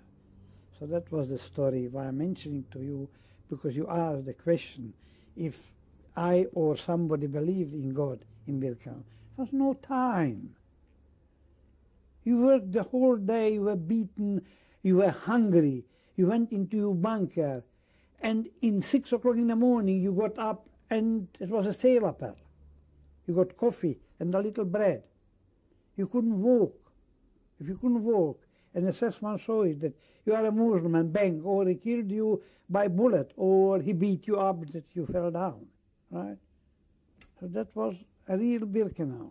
Okay. You said you had contact with Polish civilians. Yes. Did they bring you any news from outside the camp? No. I never asked. I did my things, what I had to do. I never asked what's going on, whatever. Never. No. Now, you said you left Birkenau January 18th. 18 or 19, right. Of which year? 45. And what were the circumstances at that time? Because the Russians were only 3 or 4 kilometers from Birkenau. I'm talking about Birkenau. They were already in Poland, in other parts. But we're talking about Birkenau. They shipped us very quickly to Auschwitz, right? And from Auschwitz, it was the very last transport, maybe you read in the books, the Death March. It was 19th of January 1945, where the whole camp which was alive at that time in Birkenau and in Auschwitz went into that march. Only the sick people stayed behind, what we called the Krankenbau, right? How many people were on that march? Thousands. The whole camp from Birkenau and Auschwitz, which was at that time alive, went on that march. Did you have any contact with your girlfriend Gita at this time? She left one day earlier, right? And I told her at that time, right, this is your last chance. Because when she was working in the police Abteilung, when I took her out of the Rotkirchen, the Canada, because she was working also there, I put her into the women's section of the police Abteilung. And there were political prisoners, Polish girls, who were sentenced into the camp through Berlin, right? And 3 or 4 weeks before the end of the camps, there came a befehl from Berlin that they should send home those Polish girls, which at the time Gita she wasn't my wife, right, was working with them.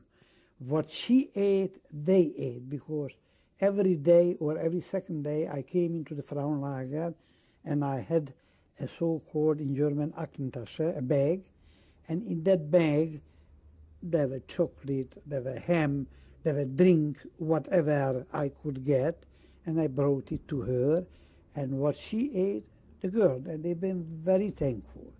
And 3 weeks or 4 weeks before they went sent home, they said to Gita, right, we are from that and that town.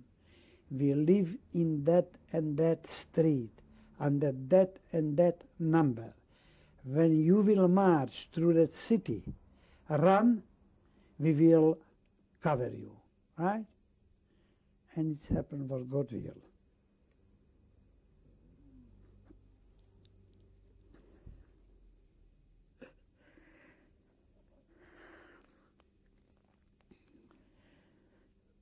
They marched through the town.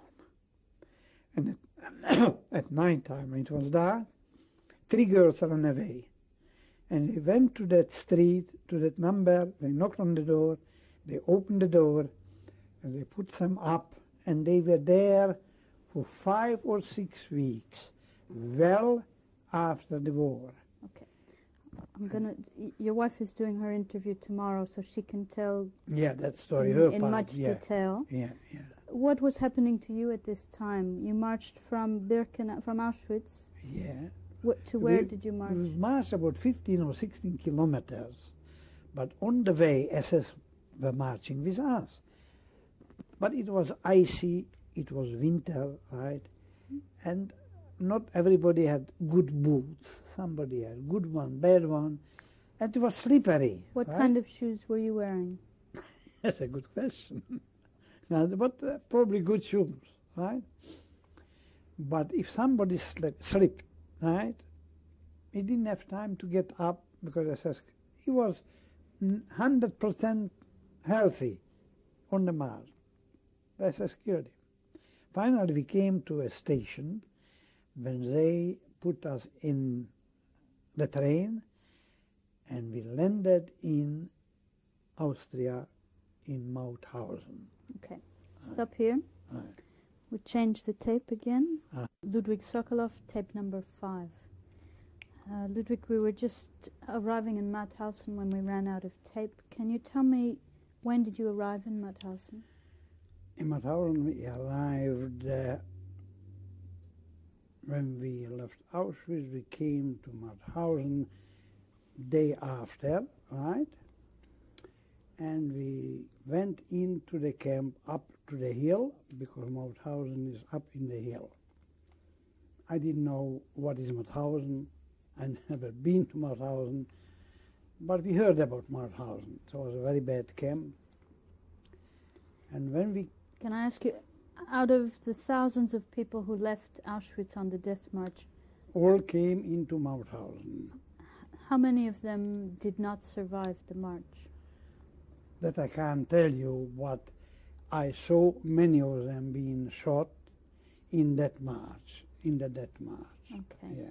And what happened when you arrived at Mauthausen? When we arrived in Mauthausen, we went to the same procedure like when you arrive in the camp. You go through Entlausung, what you call. They spray you, then you go in front of an SS. He will tell you, lift up your hand, lift up your head, legs, open your mouth, right? And then I did that, but I had something hidden under my tongue. I played the Russian roulette, but it helped. I went through. He told me how up, and I went on a block. What did you have hidden under your tongue? And a few diamonds under my tongue, yeah, which helped me a lot. And when we came on the block, the next day comes to me my capo, who was the capo of the inmates in the Politische Abteilung, right? I couldn't recognize him. What happened, I asked. He was beaten up by the inmates of the Mauthausen camp. Because I told you before, if you be that bad guy, you hit people, they paid you back in another camp. And I was on about 2 or 3 days sitting, doing nothing in the block. One day comes a tall guy, I didn't know who it is, and he calls my number. Here's a paper, and on the paper is written my number. He calls my number, and I said to myself, what have I done? Right? He comes to me, like I mentioned to you before, in Birkenau, the camp was run by the Poles. So in Mauthausen, the camp was run by the Czech guys, right? I didn't know that, right? Only I found out later when the guy told me. He looks at me and he tells me in Czech language, but I will translate it in English, exactly the same words. We know who you are, and we know what you did for our people. What does that mean? He wasn't a Jewish guy, because I helped a lot of people who came from Theresienstadt, non-Jews, right? We know that what you did for our people. In 3 days, a transport goes to Vienna, right? There's another camp where our people are running the camp, right? A Jew can't go there. We will take you off your star and we'll give you a political triangle. What does that mean? That you will go there as a non-Jew, right? I thanked for him, and I wanted to give him something he didn't want to take. Finally, I told him, you take it, because maybe I won't be alive, you will be alive, at least you will remember me. What did you give him? I give him a diamond. And 3 days later, he came in, I got a new uniform, and I went to Vienna, right, with a transport. We came again into the camp. It wasn't a big camp, a smaller camp, but it wasn't run by the SS anymore, but the Wehrmacht. Old guys, 70, 75-year-old guys. How many prisoners at this camp? at that camp, maybe 250, 300. That transport which came just to work in a big factory, they call it the Sauerwerke. They made guns there, tanks, you know, for the army. When you arrived there, did they ask you your name? Nobody asked, nobody knew anybody's name in the camp. You've been a number, and you were recognized by the numbers. So when I came through the same procedure, like when you come to a new camp, I said my number, and the guy looked at me, he took all the notes, what he had to, and he told me, step aside, right? They already knew who I am. And when everything was finished, then they told me, you're not going to work, you stay in the camp. Next day the boys went to work, and I was staying in the camp about a week, but to be in the camp, do nothing, it was not me. So I went into the office and told them in their language, in the Czech language, boys, send me to work, I want to go to work. You want to go to work, they asked me. I said, yes. Okay, we give you 60 people. You take the night shift, right? You will be the Vorarbeiter, what you call it in German, the guy who takes them to the work and brings them and responsible for the people. But of course, with us was the Wehrmacht, the Germans. And it went on for about 3 weeks or 4 weeks. We've been in Vienna, not even 4 weeks, and one night, the guy, not the assessment, the Wehrmacht, somebody recognized me from the boys from Birkenau, because there was a transport from Birkenau. And somebody dubbed me in, right? And one night, the Wehrmacht man who looked after us calls me. I go in front of him, I salute him again. I can't remember his rank, Blockführer, whatever. And he tells me in German language, there are rumors here that you are a Jew. Right? I tell him I didn't have a shock. I tell him, how can I persuade you in German language that I'm not a Jew? I played the second time in my life a Russian roulette, right? I started to pull down my slacks. I pulled down my slacks. I started to pull down my underpants. And when I came halfway down, he looked at me and he stopped it in German language. Again in German language, I believe you, right? Finally, a few days later, from the same commando, 2 guys, Polish guys, comes to me and they told me, we know who dubbed you in. Right? Really? You know who dubbed me in? Right? Okay. Anyway, I won't go into details. They did something for me, those 2 guys, right, to the guy who dubbed me in, right? What did they do to him, in short? In short, when the steel, the thick steel, they were big, they were steel workers, right, goes through the walls, right, that thick comes on the other side, that thin. And I told them, you want to do me a favor? Yes. Send him through here, through those things. And it happened. But I told them, I will pay you back. I will pay you back what you did for me. And I paid them back. One day, it was that, I'm going back a little bit, when the American plane came and they bombed Vienna. We saw it. They destroyed about 30% of Vienna. Were you in Vienna at that time? I didn't see. We saw it, the bombs falling, because we saw the liberators were bombing. How close did the bombs land to you? No, it was not close. It was maybe 6-7 kilometers in another part of Vienna. But it was in Vienna, and you saw the planes. Okay. Like we saw it in Birkenau when they came. And one day the Russians were very close to Vienna again. Quick, quick, quick, they took us. We go back to Mauthausen. And they picked us, and I said to the two guys, which they did me a favor at that time, I'll pay you back. I promised you, I will pay you back. We came to Wiener Neustadt. It's okay. We came to Wiener Neustadt, and we stood there, and it was night time, right? And at 12 o'clock at night time, before that, I told the boys, I'm not going back to Birkenau. I will disappear, I will escape. I forgot the thing. And, can you hear that? Right, stop, right. Okay. Sorry, can you repeat what you were saying? Yeah. You went We back went to in- Mauthausen.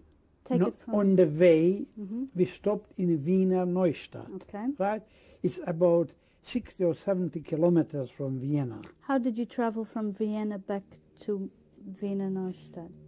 We went on foot. Okay. We went in the morning, we came there at night time. And this is what month was this? March, I think, second half of March. Okay. Second half of March, yeah. And when we were marching, late in the afternoon, through an airfield, we saw there about 20 Messerschmitts. You know what Messerschmitt is? The fighter, German fighter, lying on the ground, brand new. They couldn't take off because they didn't have petrol anymore there. It was a beauty to look at them. And it was about 11 o'clock or 11:30 at night time, the Russian bombers came. You know, at that time they didn't have normal planes, so they were throwing the bombs by hand out of the plane, right? And after the bombing, they didn't hit us, right? I said to the boys, I promised you that I will pay you back. You want to come with me? I'm going. I'm not going back to Mauthausen, right? Because I knew what's happening, what will happen when we come back. What did you think would happen if... They in kill Mauthausen? everybody there. They killed everybody there. So it was around midnight. I went with the two boys to a small river. We went on the other side of the small river, and we started to go up the hill till about 3:30, 4 o'clock in the morning in a crossfire. On one side the Russian came, on the other side the German were going back, right? Because they were beaten. And when we came up the top of the hill, I looked down and I see the Russian army marching. That's it, I say. Let's go down, boys. And we started to go down, and the Russians were marching, machine guns right in the hand. And I come to a Russian, and he tells me in Russian language, stop. You know what he told me? You bloody Jew. I told him I'm a Jew in a Russian language, right? And he tells me, you bloody Jew. At the moment it hit me, because I was happy to see them, that I'm free. And on the other side, it hit me because I heard something like it. Anyway, he told me, the commandant is further down, you go there, and he will further direct you what to do, right? And it happened. We came there, and the high officer asked me, how many languages do you speak? And I told him I speak German. Oh, I told him you speak German. Yes. You're not going home.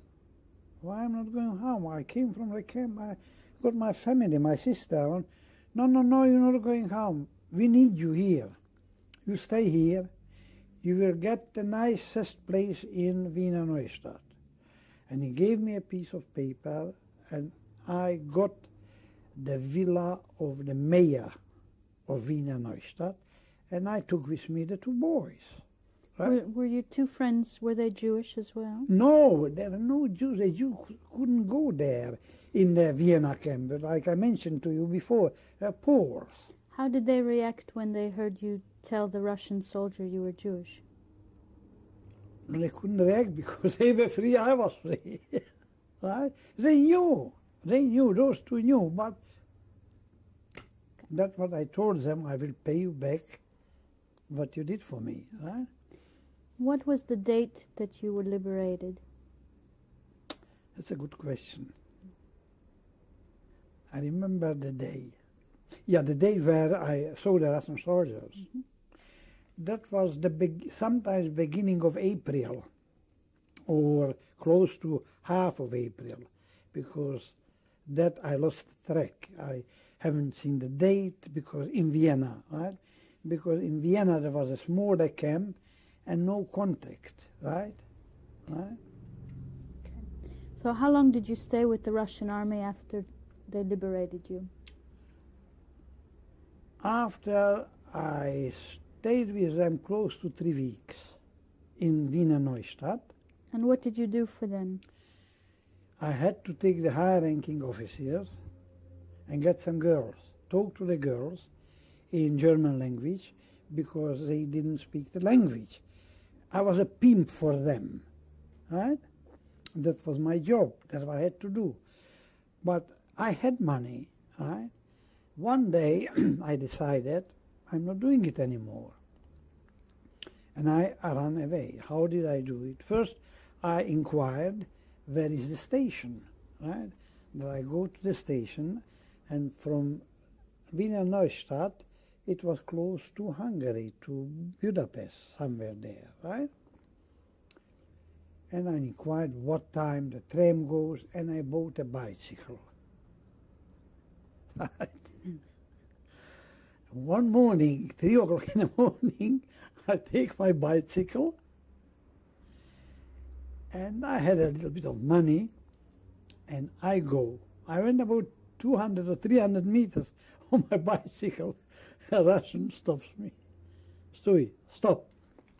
He gives me a kick in my bum, and he takes my bicycle. What do? I'm not going back. I was walking to the station. I jumped into a train, which first I inquired which one is going to Budapest, and I came to Budapest. Okay. How long did you stay in Budapest then? Not even a few hours, because I knew at that time that my sister is alive. How did you hear news about your sister? Somebody in Budapest told me, I don't know who was the guy, but somebody told me, and this is why I hurried up to go to Košice from Budapest. It was a straight line. So where was your sister? My sister was in a smaller town. She was hiding in a part close, which I explained you, to Podkarpatska Rus, right? She was in a town named Snina. Yeah. Okay. And she was married there. So she married during the war? Before the war. Okay. At what time were you reunited with your sister? At what time? It's a good question again. Do you remember the reunion? Yes, I remember the reunion. Did you recognize her at that time? At that time, it was only 2 or 3 years, the 2 or 3 years, right? I recognize her, right? Because still at that time, it were different circumstances. She was hiding, but still it was an old story, Czechoslovakia, right? The new story started only after a certain time when the communists came in, right? How did you find Gita after you were liberated? How did I find it? I went to Košice. I don't know whom I met, but that somebody told me that she is in Slovakia, somewhere on the other side of Slovakia. And even, I think, they told me, where the brother is or whatever, and I went to a certain place which I thought this is the place. So what I did, I couldn't go by train because it was bombed. The train couldn't go through the bridges, so I bought a horse. You know, the thing which they are trotting here. And I bought a trot, and I took my horse, and I was going hundreds of kilometers to look for her. And where did you find her? I found her somewhere, the name of the village, Topolchany, I think, or whatever. But I found her. And when were you married? In 1945, second half of 45, when I brought her to my sister, right? And we married. And then I started to go in the world. Right? I went to Bratislava. I put myself together to normal human being, and I went into the high offices, and I was asking them, I am that and that. They gave me first a big business in Bratislava with a partner, right? After 3 or 4 weeks, I said to the partner, have it. I don't want it. I don't want it. I'll go to the Czech Republic. At that time, Czechoslovakia, right? And I went to an office, and they gave me a paper which the paper said, you are representing the Slovak government, right? And I went to Varnsdorf, which was the mecca of, like you said, Lodz in Poland. That was Varnsdorf in Sudeten. That was the Sudeten, very close on the Sudeten. Textiles. I went there to the office. I told them, I'm from Slovakia. I'm taking over that and that factory, right? Like the Slovak did to the Jews, right? So I said to the Czech, I didn't tell them in that aggressive word, but I am representing the Slovak government. They send me out because I have to teach Slovakian girls, right, to learn the textile industry. No. Finally, they said yes. But I didn't have people, right? So I told them, where are the people from that factory? They are Germans, right? They're going back to Germany. I said, no, I need those people. You can't have it. Because we send them back. Finally, they agreed, because I showed them again the paper, right? Read the paper. And I took out 30 people. What type of business were you doing there? Weaving. Weaving. And how was business for you after the war? Brilliant. Brilliant. I started the rayon, there was a rayon factory. Right? I was a weaver because I had a school, 1.5 years also. You know where? It was the place where I told you, Poprad, where we were shipped to Birkenau. After Poprad, or before Poprad, is a town named Kežmarok, where the school, textile school, is, right? And I went there, the school, so I was home when I took it over. So, if business was so good, why did you leave Czechoslovakia? I never wanted to leave Czechoslovakia. What happened? It's a story, like I helped a lot of people in the camp, which are still today alive, right? Which I met them, and my wife met them in Israel, right? People went to Israel, I had my headquarters in Bratislava. It was after I went from Varnsdorf back to Bratislava because I did what I had to do. I took a lot of people from Slovakia, girls, took them in that factory, teach them the game, and I promised the Slovak, at that time Czechoslovakia, because there were two governments. The Czech has their own government, the Slovak had their own government. And I knew the guy, the commerce minister very well, right? And he helped me a lot, right? So what's happened? When I was already settled in Slovakia and I built my own factory, right? It's a story which nobody believed because under communism you can't be an owner of a factory. So I had a big fight with the communists, and when they said no, they named me a director in one of the biggest factories nearly in Middle Europe, in a textile factory where 6,000 people are working day in, day out, right? I said to my wife, you're not coming, you stay here in Bratislava, I'll go to that place and we'll see what's happening. I came there, had a beautiful office. I was sitting on my bum on the chair and just reading and doing. One day I said to the chairman, Mr. Chairman, I'm not a communist. I'm going back to the minister, to Bratislava, right? And I resigned there, I went to Bratislava, and I went to the minister. And I told him the same thing, listen, I'm not a communist. I can't do work what you guys tell me. I'm a private man. Finally, after a long fight, I got a degree from the communist government to build my own factory in Slovakia, and I did it. I had money, I didn't have money, right? Because I had different money from white money, right?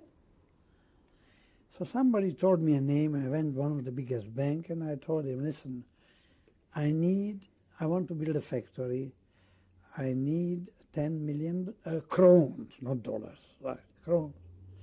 At that time, it was 48 to 1, 48 Czechoslovakian crown, 1 American dollar, because the crown was good at that time, right? Anyway, I told him what I'm going to do, that he should sleep at night time. I got the money, and I bought a very big land, not far from Bratislava, and I built a factory. Okay. I started to work. Did you ever experience any anti-Semitism in Czechoslovakia after the war? Oh yes, in Slovakia, not in the Czech Republic. Can you describe an incident to me? I didn't have incidents. Like I tell you, I could fit in any community, right? Once here, I mentioned you something, I worked with a firm here, and it was I think New Year. I was dressed in a double-breasted suit and tie, so I went to school. But before I went to school, I stopped there. And the buyer asked me, how are you? Fantastic. What religion are you? And I'm a Muslim. Really? It was a joke. Okay, we'll stop on that joke. Ludwig Sokolov, tape number 6. Ludwig, was there anything that you wanted to add about Birkenau? Yes, before I mentioned you the case where I did a snake to the guy, and the name of the assessment was Tauber.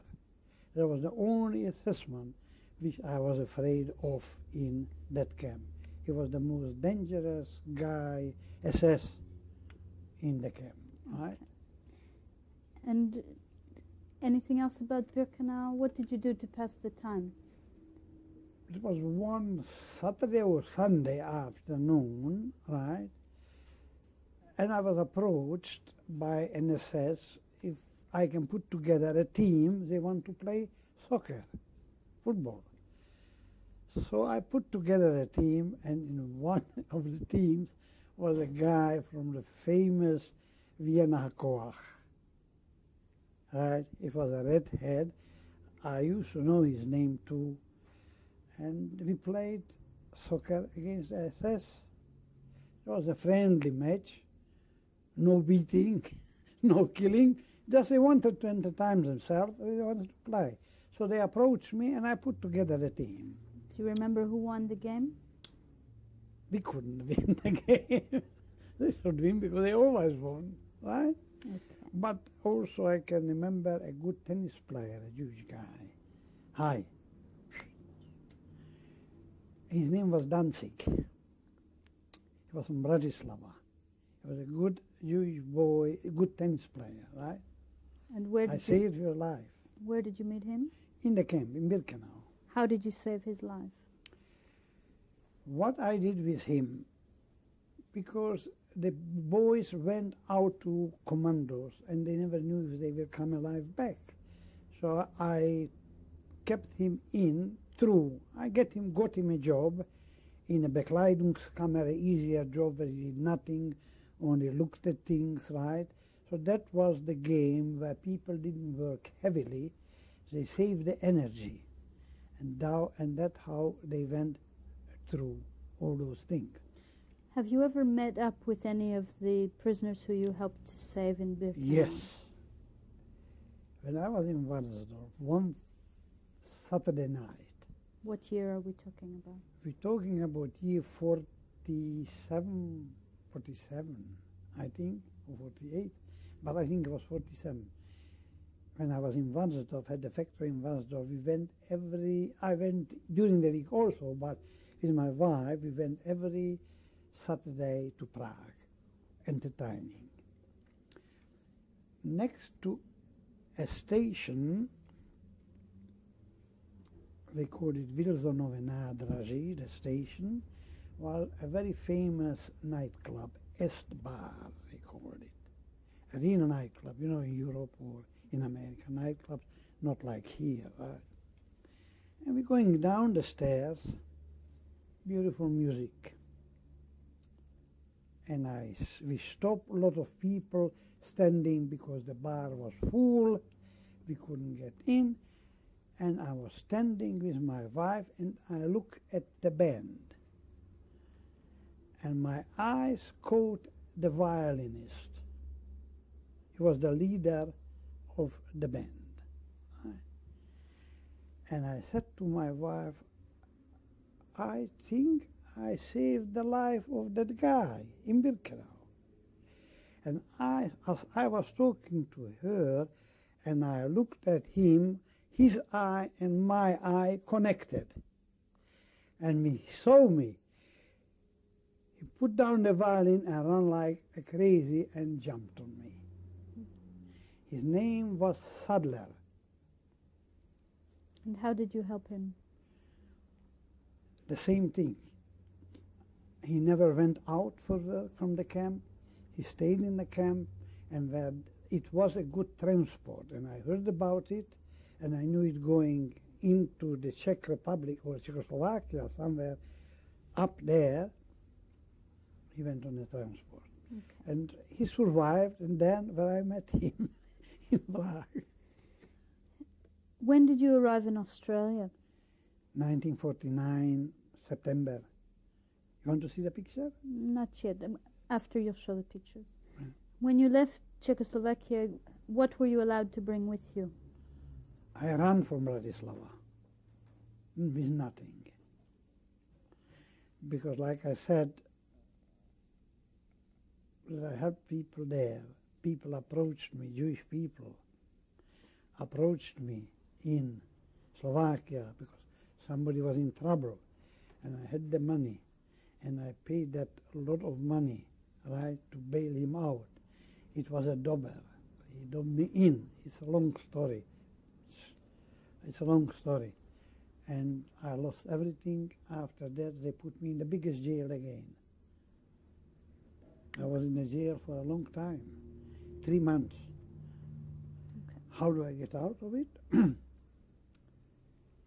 One day, a priest comes in. The priest from the jail comes in a room where I was with another 16 or 17 guys, solicitors, presidents, banks, you know. And he calls my name. Who is Mr. Sokolov? Right? I look at the priest. What have I got with the priest? I'm Mr. Sokolov. Who are you? Right? Can I talk to you? Sure. Where is your bed? I said, this is my bed. Can we sit down? Yeah. Sit down on the bed. And he takes out a thermos. You know what a thermos is? I brought you tea. Thank you. But you tell me who you are. You want try the tea, he said. I opened the top. I took out the cork. And I took my glass. I started to pour the... Slowly, he says to me. Slowly. Slowly. Okay? Put a little bit. And I drink. It was whiskey. Right? Who are you? I don't know. So he tells me the story, who he is. I came, I'm here, I came to help you. Right? I was very well known. If you can tell me briefly how he helped you out of jail. I asked him, is there somebody where I can go out of work? Because from the jail I couldn't do anything, right? And he tells me there's a Jewish guy who has got big properties here. Maybe I will talk to him. Maybe he can take you to work there. He talked to him, but the guy, the Jewish guy said, yes, I can take him and his friend, but I haven't got the money to pay the jail. So I talk again to the priest, tell him I will pay him. He will pay the prison, right? I want to get out to talk to my wife and to my contacts. Right? And it's happened. Right? Finally, when everything was settled, I asked him again, is there a doctor? Yes. What kind of doctor? Is he a communist or no, not communist? He said, not communist. Can you bring him in? He brought him in, and I told him who I am. Right? Can you give me something that I'm sick, that they will take me to Bratislava? Right? And he knew the whole story, what I did, who I was. I paid him a lot for that. And one day, 2 NKVD men comes in the prison, and they take me to Bratislava in the hospital. But before that, I had a contact in the Meshiguim, you know, in the crazy hospital, psychiatric hospital, right? But it was, everything was fixed because I paid the top man there weekly to keep me there. But who was there? Not the professor, the docent, we called after the professor the next, right? It was a Jewish guy and one not Jewish guy, number 1, number 2. And they bring me in, my wife is sitting there with my contact, another woman, and they approach that Jewish doctor, and when he sees the 2 NKVD men with 2 machine guns, and me in the middle, no, take him back, I haven't got room. But when he was screaming that in Slovak language, another number 2 doctor heard it. He looked at me and he says, colleague, I have got one bed. And he signed for me, the NKVD, you know who is the NKVD, right? They went and he took me in his office and I told him my story. Okay. And I was in the psychiatric clinic for about 4 or 5 or 6 weeks. There was no more patient. I was the only one. It was danger. Who is the sister started to ask, who is the guy here? Right. Then I had to take further measures. Okay. So I got 8 days, and the brigade took me over illegally to Vienna. Okay. Why did you change your name from Eisenberg to I didn't Sokolov? change my name. When I came to Slovakia, the name was already there. My brother-in-law, right, changed it because of the circumstances. What was Slovakia at that time, he was afraid that something will happen, right? That was the only thing. I didn't know what was my name. I came, this is your name, right? And that's it. Okay. Right. You arrived in Australia in 1949. Right. How did you like Australia when you arrived here? I arrived in Sydney. The friend was very well-known people in Slovakia. He was already here. You are a Melbournian? Maybe you heard that name. He was a very big manufacturer in frocks. Hilton, right. So I will show the picture of her. how did you like Australia? How did you like Sydney? I came to Australia, to Sydney, from Sydney to Melbourne. We lived in, first somewhere in a boarding house. Then we lived private. Then I moved to South Yarra, which the flat is still there, right? And from South Yarra I moved to, where did I move? St Kilda, yeah. We had a very nice flat. It was at that time a luxury flat for us as a migrant, 11.5 squares, very big. And I started to work, right? And I slowly, gradually, I built up myself. Did you ever go back to your hometown after you No, left? at that time I couldn't go because my sister wrote me a letter. My wife was there 3 times, I think, with Gary too, that don't you ever come here because they put something in the files that he was a spy or whatever. If I would have gone at that time back. Today I can go, but who is interested in them? Nobody's interested. They are fascist, anti-Semite, exactly the same like the Poles were, you know. There's no difference between the Slovaks and the Germans and the Poles. We're all working together. Okay. What do you think your experience in the camps has taught you about humanity? What I saw at home, right, I took with me. And this is what I did also in camp. Look, I'm not talking about it, people know about it, right?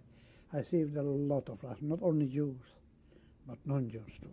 And this is why I was helped by non-Jews, right? And they paid me back. Yeah. How do you feel about people who say the Holocaust never happened? You know what, I said to some guys, when the guy comes to Australia, I'll make sure that I'm there. I got the contact, if he would be here, that through the government or whatever, I would be invited there and confront him and ask him the questions, because I saw it on my own eyes. And I was in the crematorium too. Only one guy was in the crematorium who came out of the crematorium, and it's me. What would you say to David Irving if you had a chance? He's a bloody liar. He's paid for doing things what he does, which is sure. That's his business. That's his business. Okay. When was your son born? In 1965. 61, right. What did you say to him about your experiences? Look, I told him that he knows, right, and lately we don't talk about it. We don't talk about it because, look, people knows, most of the people who wanted to know what happened, they know it, right? It all depends. Look, what we saw at home, we gave him. He's one of us own, right? He went to the school Moscopus, right? And he's between Jewish people all the time, between Jewish boys his age. And he knows what's happened there. And the reaction. Look, I tell you something, the mentality of people who were born in that part of the world is different from the mentality of people which come from Europe, right?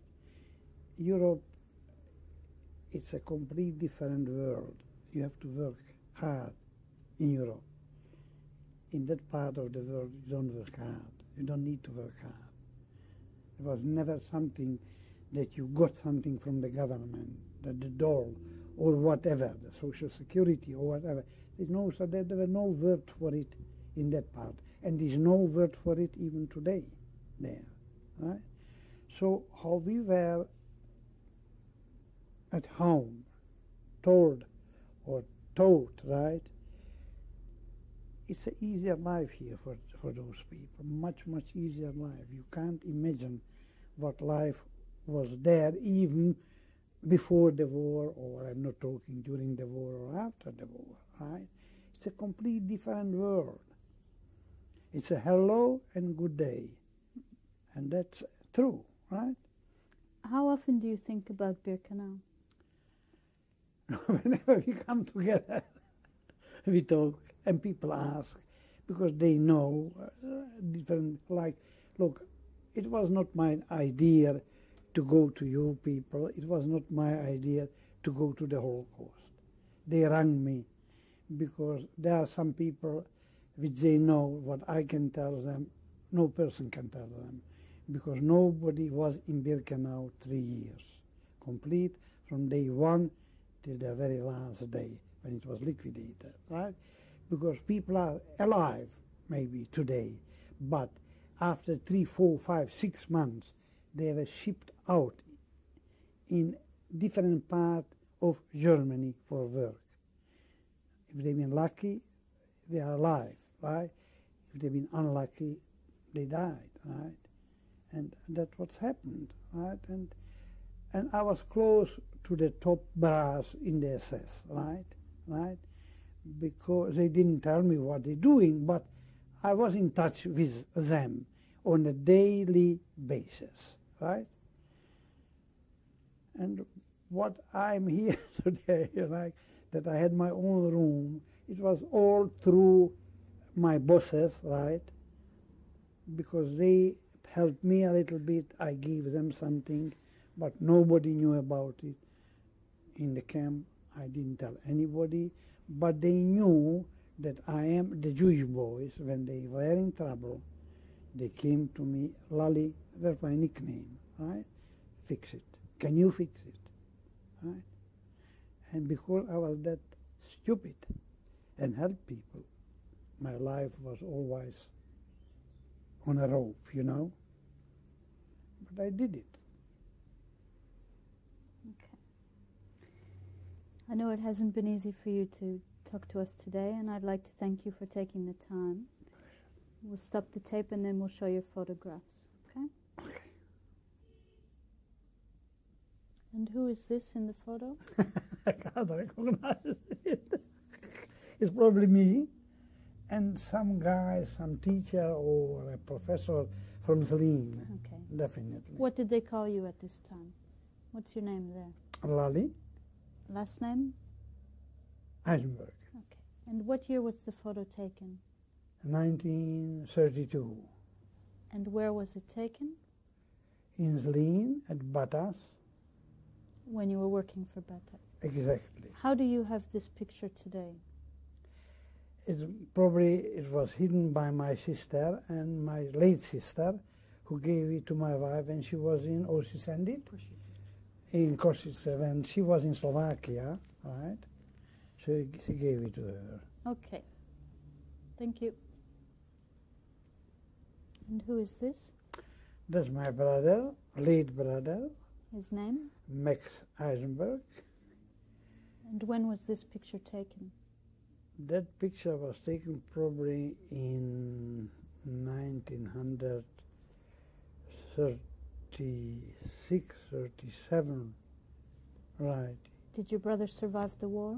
No, 3 days before the end of the war, because he escaped to Hungary and he was dubbed in by some people, and 3 days before the Russian marched in, the Hungarian SS, right, took him to the Danube and they shot him. Okay. And who is this? That's my sister, and the little girl is her daughter's daughter. Her granddaughter. Granddaughter, yeah. What's yeah. your sister's name? Malvina Eisenberg. And what's her married name? Jakobovich. And the granddaughter's name, do you remember? Eva. And when was this picture taken? That was taken probably in 1939, 40. And during the war, this was taken?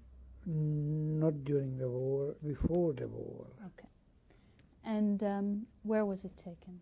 It was taken probably or at her place or at my place in Bratislava, or where she lived before in Snina.